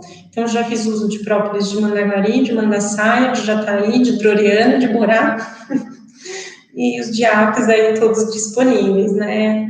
Tanto em mim quanto nas crianças, sempre, normalmente é 20%, tirando a de mandaçaia, que eu acho que passa de 30%, que a gente é maravilhosa, ela não economiza na resina. A gente pega a própria de mandaçaia com a professora Gena, e sempre uma gota por idade a gente tem e não tem tido problema. Mas não consigo fazer nenhum tipo de indicação. Algumas pessoas estão perguntando como desidratar o pólen, né? Então, uma maneira mais simples que eu posso indicar que qualquer pessoa tem na sua casa é fazer uma desidratação a frio, né, pelo refrigerador. Então, você dispõe lá e mantém no refrigerador, e no processo de congelamento ele também perde água, né, e você vai testando até que ele fique completamente seco. Né? A outra maneira, em forno eu desaconselho, porque a gente não consegue ter controle sobre a temperatura do forno do fogão. Algumas pessoas compram desidratador de fruta. Se você for nesses mercados, nesses polishop da vida, tem um desidratador de fruta, e aí você coloca numa temperatura na menor disponível que tem lá, se não me engano, 40 graus, 37 graus, aí deixa por uns dias e ali ele desidrata. Mais uma vez, o que a gente tem feito é misturar com mel da própria espécie comercializado. A proporção que a gente tem feito é de 50%. Então, a gente pesa suponhamos, 50 gramas do pólen e 50 gramas do mel, e aí misturo e homogeneizo. Como que homogeneizo? No mixer, né, com cuidado e dá para consumir. A gente, eu posso tentar contar uma novidade em primeira mão, tem pensado numa maneira de promover esses processos de desumidificação sem que tenha um aquecimento muito extremo desses produtos, né, que é possível, né, desenvolver um maquinário simples aí, em que todos tenham acesso, para que as pessoas consigam processar com melhor qualidade os produtos, mas estamos só engatinhando também. Como deixar o mel fora da geladeira sem fermentar após colheita? Como que a gente pode deixar o mel fora da geladeira sem fermentar depois da colheita? Não dá. Às vezes a gente abre a caixa de abelha, ele tá assim, a hora que você destampa, porque né, todos os potezinhos aqui são fechados, a hora que você abre ele já fermenta, ele entra em contato com o oxigênio ali e tal, ou senão ele já está ali no processo. Às vezes eu olho por fora, né, quando o cerume é bem clarinho, né, tipo hidroriana, observem a hidroriana de vocês, você olha por fora, você vê o processo fermentativo lá dentro, então é natural desses produtos o processo fermentativo, é isso que a gente tem que convencer as pessoas, que se o produto não tiver nenhuma contaminação por coliforme fecal, ou qualquer outra, se a gente tiver com mão suja, né, se a gente um tossir em cima do produto e tal, se a gente não contaminar, o que tem ali dentro não é patogênico. E o processo natural de fermentação acontece, não tem problema nenhum. Né? Então, se você tirar da realidade da colônia, ele vai continuar. Né? A menos que você diminua a temperatura, porque daí os micro-organismos ficam ali meio adormecidos, ou você tira a água, porque para a atividade de micro-organismo a gente precisa de água. Então, quando você retira a água, você faz com que eles parem de trabalhar. Ou você pasteuriza, que é matar todos eles, entendeu? Então, não entendam o processo fermentativo, a atividade dos micro-organismos como sendo algo ruim, ele não é, a menos que a gente contamine. Se a gente contaminar, daí já são outros 500. Sem fermentar. Podemos considerar exponencial a variedade dos meis? Olha, não sei se a gente consegue dar um critério matemático muito para isso, assim, eu acho que a gente consegue considerar inimaginável ainda para a gente essa variedade, porque quantas vezes a gente já abriu uma melgueira e cada um dos potinhos tinha um mel diferente. Isso, assim, uma melgueira de uma caixa da mesma espécie naquele lugar, sabe? Então, assim, é uma diversidade impressionante que a ciência ainda não alcançou e o mercado consumidor ainda não entendeu.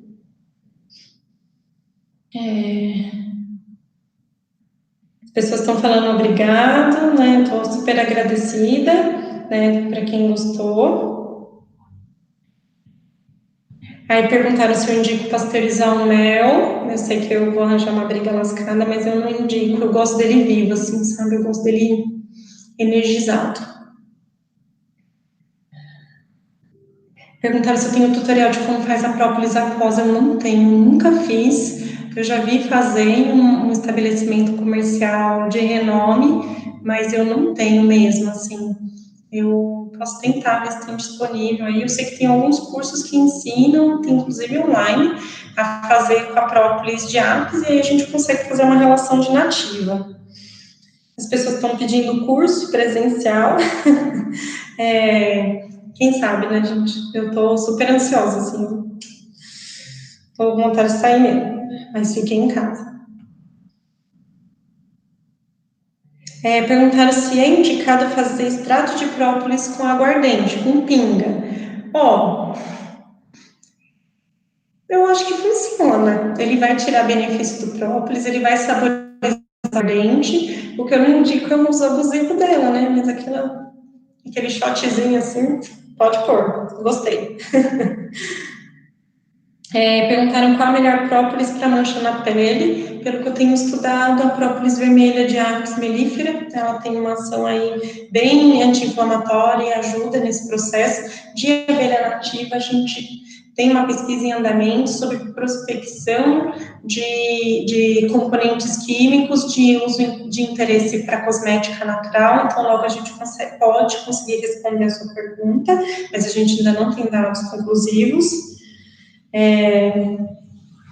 No geral, qual espécie nativa produz o melhor própolis? Assim, se alguém um dia te responder essa pergunta, tá mentindo. Porque, gente, não tem, entendeu? Olha a diversidade, né? É o melhor própolis para quê? Qual que é a sua vontade? Né? Qual que é a sua necessidade? Qual que é o seu problema? Né? Essa pergunta é praticamente impossível de responder. Se alguém responder, mentiu.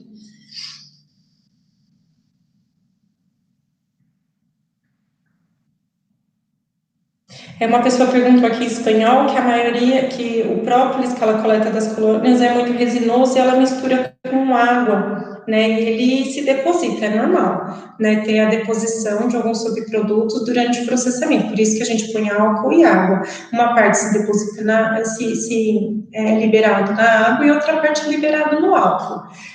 Mas sempre sobra o que a gente chama de borra. Essa borra você pode aproveitar para misturar com verniz, como a gente mostrou recentemente no nosso Instagram, para pintar as caixas. Você pode usar essa borra para fazer um cosmético para você, para botar um sabonete, um shampoo, um creme aí para sua pele, para espinha, para machucado, para picada. Você pode usar essa borra para fazer atrativo e tentar pegar mais espécies, como os outros colegas vão ensinar. Então, é assim mesmo. E para você comer, né, como é que você ingere própolis, né? Eu tenho vergonha de falar isso, sou uma pessoa que não consegue ingerir a própolis na goela. Então, assim, a maioria dos meus colegas apicultores e meliponicultores fala assim, deixa eu provar esse própolis aqui, joga lá na goela. Eu não consigo, assim, me dá, assim, uma sensação de ânsia muito forte. E na água também eu não gosto muito, não. Eu tomo ou misturado no mel ou misturado no suco, né? Então, pingo lá minhas 30 gotas, de manhã, tarde à noite, totalizando quase 90, mais ou menos. Brincadeira, gente, não é tudo isso, não. Mas umas 2 vezes no dia, mais ou menos, principalmente quando eu não estou me sentindo muito bem. E eu misturo no suco e tomo. No chá, um pouco mais frio também. Para as crianças, a preferência é ali agregado com alguma coisa, mel, uma panqueca, alguma outra coisa aí para compor o alimento.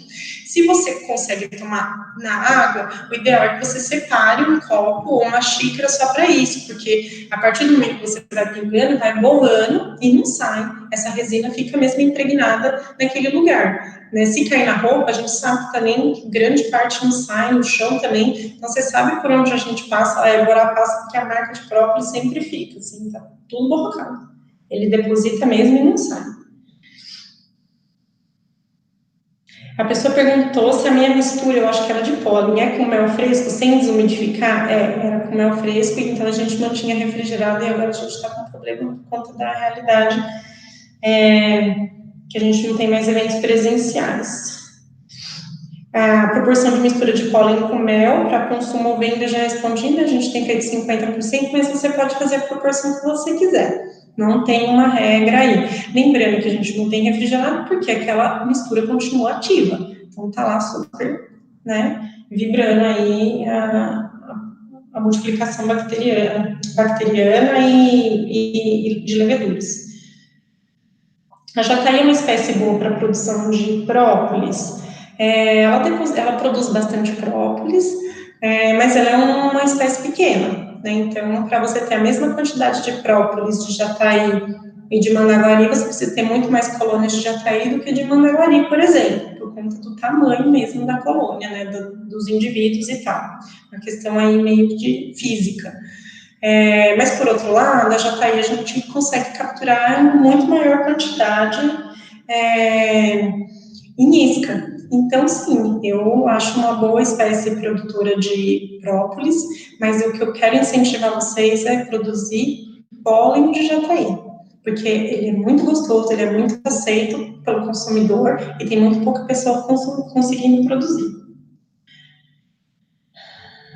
Ó, a pessoa perguntou, no processo de decantação, quanto tempo o mel pode ficar no decantador até que venha a ser refrigerado? De 24 a 48 horas, tá? Com muito cuidado aí de deixar ele bem fechado, num lugar mais fresco possível, né?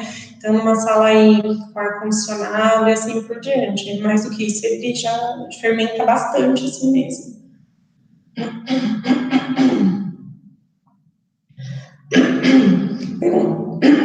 Desculpa, precisa tomar mel.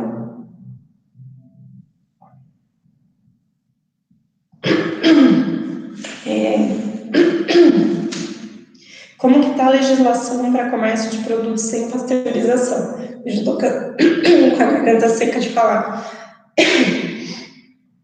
Então, a legislação trata de mel, ela não trata especificamente do mel de abelha nativa. O que a gente tem observado é que os próprios fiscais têm um pouco de receio de assinarem aí por uma maneira diferente de processamento que não seja a pasteurização.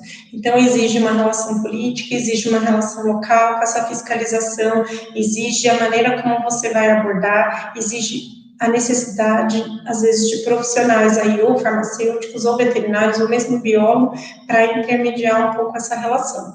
Porque foi o que eu disse, a legislação trata de mel, né, e a base foi o mel de apis.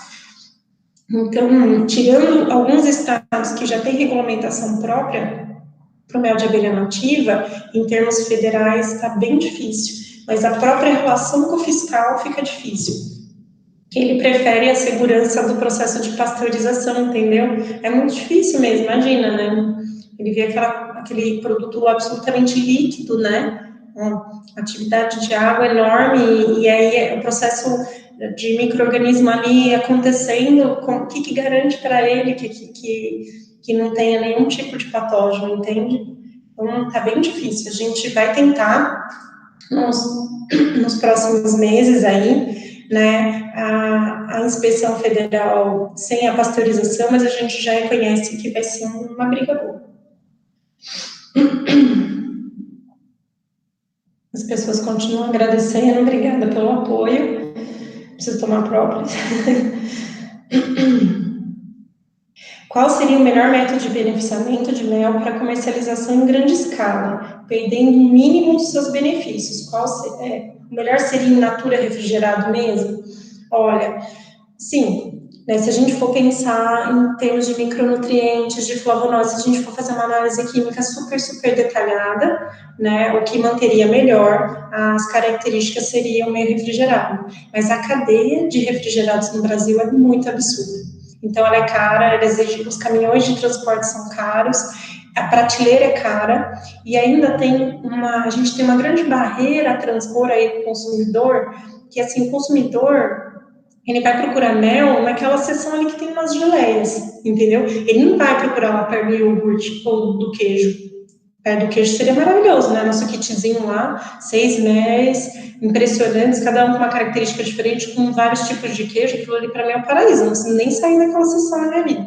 Mas a gente não tem um consumidor que conheça essa maravilha da natureza, né? A outra coisa que eu queria chamar a atenção, que eu esqueci, é sobre as embalagens, gente. Eu tenho visto bastante pessoas colocando mel em garrafinhas, né? Quando o mel é maturado e a gente põe na garrafinha, tudo bem, ele não vai cristalizar, ele vai ficar mais líquido. Mas, por outro lado, qual que é o processo de higienização da garrafa? Né? Porque a gente precisa, quando a gente pega um frasco, antes de usar o mel, a gente precisa higienizar com sabão e água e depois submeter a altas temperaturas. Isso faz com que a gente elimine a sujeira física, então pelo de animais, restos de animais, de inseto, poeira, particulados, e depois a gente elimine ainda micro-organismos no processo de aquecimento. Gente, como é que lava aquela garrafinha? Né? Então é um biquinho petitiquinho, eu fico imaginando, ela tirando, tipo, você vai colocar sabão ali dentro. Quantas vezes, quanto de água, quanto de energia você vai gastar para tirar daquela garrafinha petitiquinho com aquele gargalozinho, entendeu? Então, não sei, eu consigo achar isso muito difícil. Esse aqui é outra embalagem que a gente errou. A gente ficou sem vidro no final do ano passado, porque a gente também não está muito acostumado com esse mercado aí de produtos, de garrafas, de vidros, de tampas, né? A gente é novo nisso tudo, a gente não compra de pallet, né? A gente compra de pequenas quantidades, que não tem capital de giro para isso. A gente ficou sem vidro e o único que a gente conseguiu na época foi esse aqui, com a mesma quantidade de mel que a gente normalmente vendia, que era os 100 ml. Né? O nosso produtor lá de vidro parou de fazer o potezinho, que era parecido com esse aqui, a gente ficou sem, e não queria ficar sem vendas no fim do ano, a gente usou esse vidro aqui. Nosso mel é fresco, o que ele vai acontecer? Ele vai começar a cristalizar. Esse mel de mandaguari aqui, tá desde o ano passado aqui, eu preciso comer, eu tirei da venda ele, mas ele vai começar a cristalizar aqui. Quem tem uma colher que caiba nesse vidro aqui, até o fundo, para tirar o mel? Então, mesmo que você venda a colher junto, esse tipo de vidro aqui, para mel cristalizado, que cristaliza mel fresco, vai perder. Né? Então, a gente tem que pensar nisso. Olha esse pote aqui, que pote maravilhoso, né, do Joca. Vai até no fundo. Né? Esse aqui, para vender em pequenas quantidades, qualquer colher consegue raspar o fundo, você consegue raspar até o dedo, aproveitar até o último gotinho que tem ali dentro. Ou esse daqui, um pouquinho maior, que é o nosso maior volume, que atualmente é de 90 ml.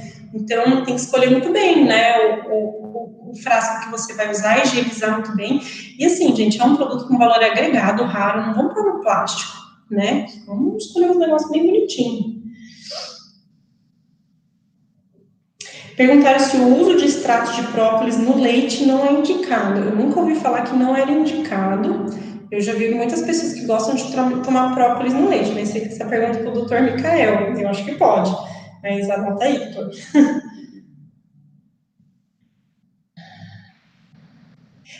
Perguntaram para eu explicar de novo sobre o mel maturado. Então, o que consiste no mel maturado?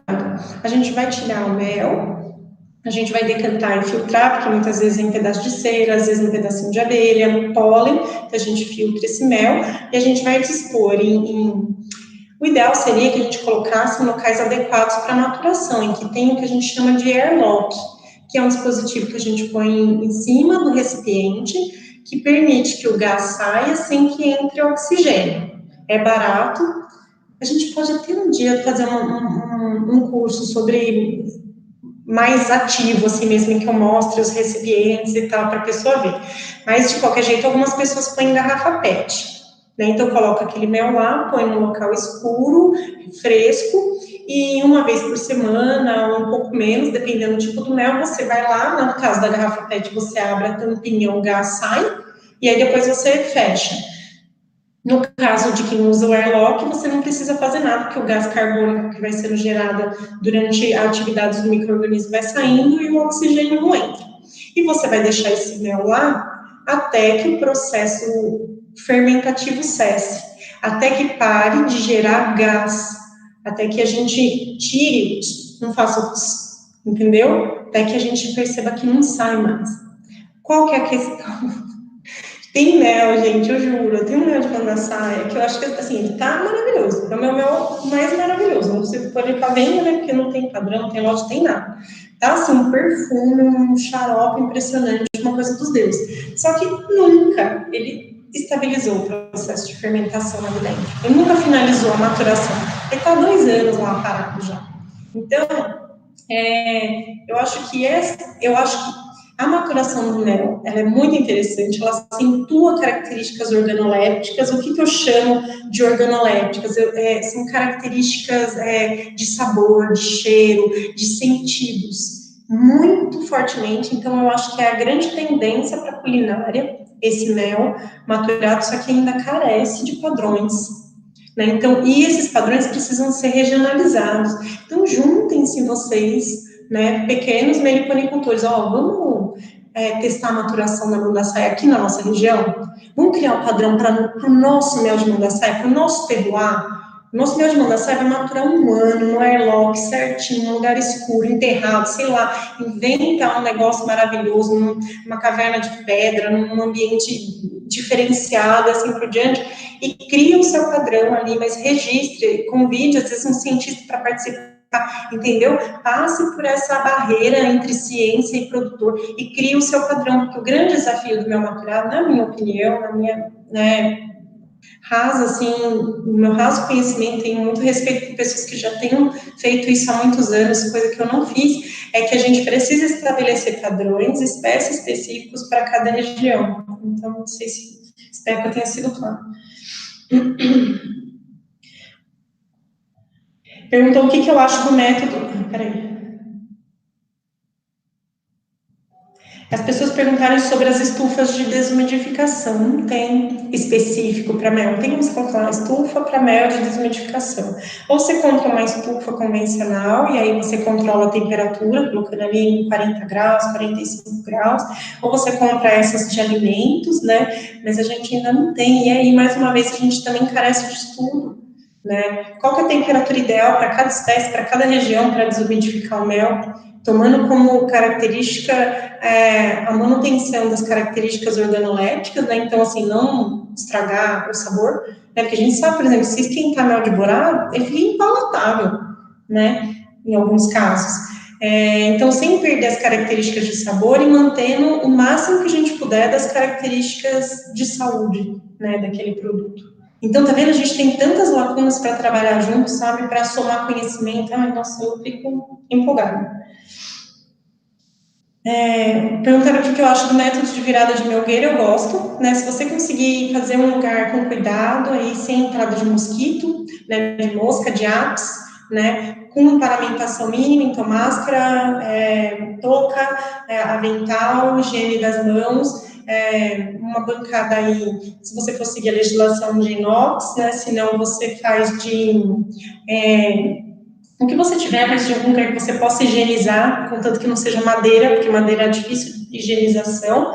Então, eu acho legal, né? Principalmente porque ele volta com um pouco de mel, ele volta com a cera para a sua abelha. Então, vai do que você quer fazer. Se você quiser tirar mel uma vez no ano, só das suas colônias, né, em uma época só, aí você tem que pensar, porque o processo de virada da melgueira sobra o mel residual, né? Então você perde aí uns 30%, dependendo até mais, mas uns 30% é um bom número. Se você e aí você vai devolver, elas vão conseguir encher rapidamente essa melgueira, né? Porque a cerinha tá lá, tem uma energia que sobrou e assim por diante. Se você quiser, então se você quiser tirar uma vez só no ano, eu recomendo que você vire e depois remova e esprema, porque aproveita mais.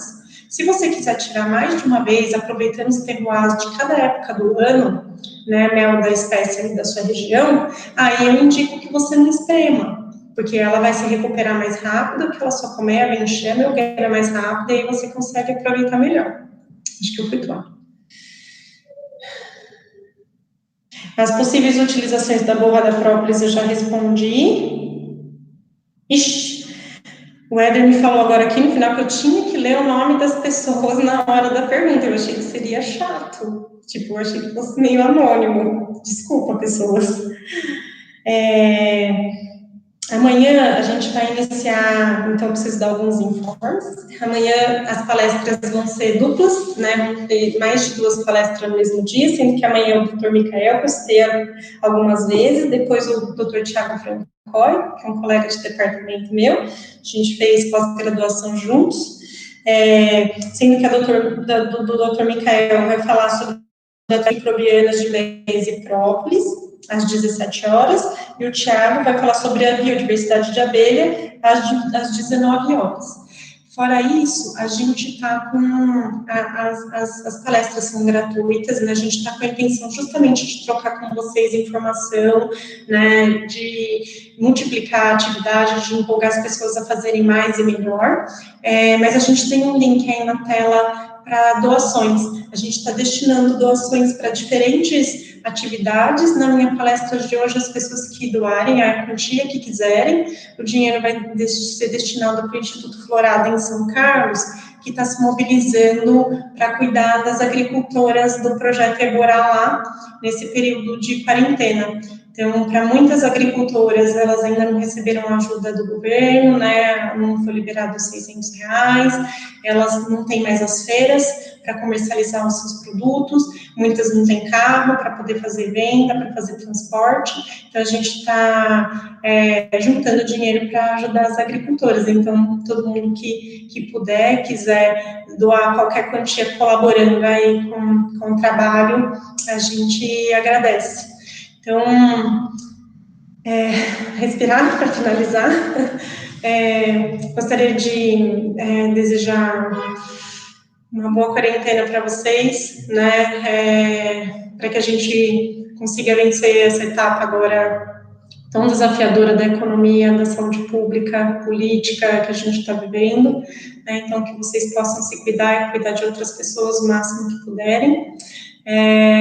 A gente tem uma sorte muito grande que a gente lida com as abelhas, então acho que isso ajuda a cuidar muito da nossa da nossa capacidade emotiva para lidar com tudo isso. E eu gostaria de propor que a gente consiga se entender, né, para que a nossa cadeia produtiva consiga ter uma unidade, uma representatividade mais uniforme, que a gente consiga ter ganhos aí, né, para essa complexidade impressionante e maravilhosa que é a atividade que a gente desempenha aqui no Brasil. Então, um abraço muito grande para todos. Tenho muito orgulho, muito mesmo, de fazer parte disso tudo com vocês. Beijo. Como que eu desligo? Me desliga. Alguém me desliga. Acho que eu vou desligar no telefone. Outro beijo.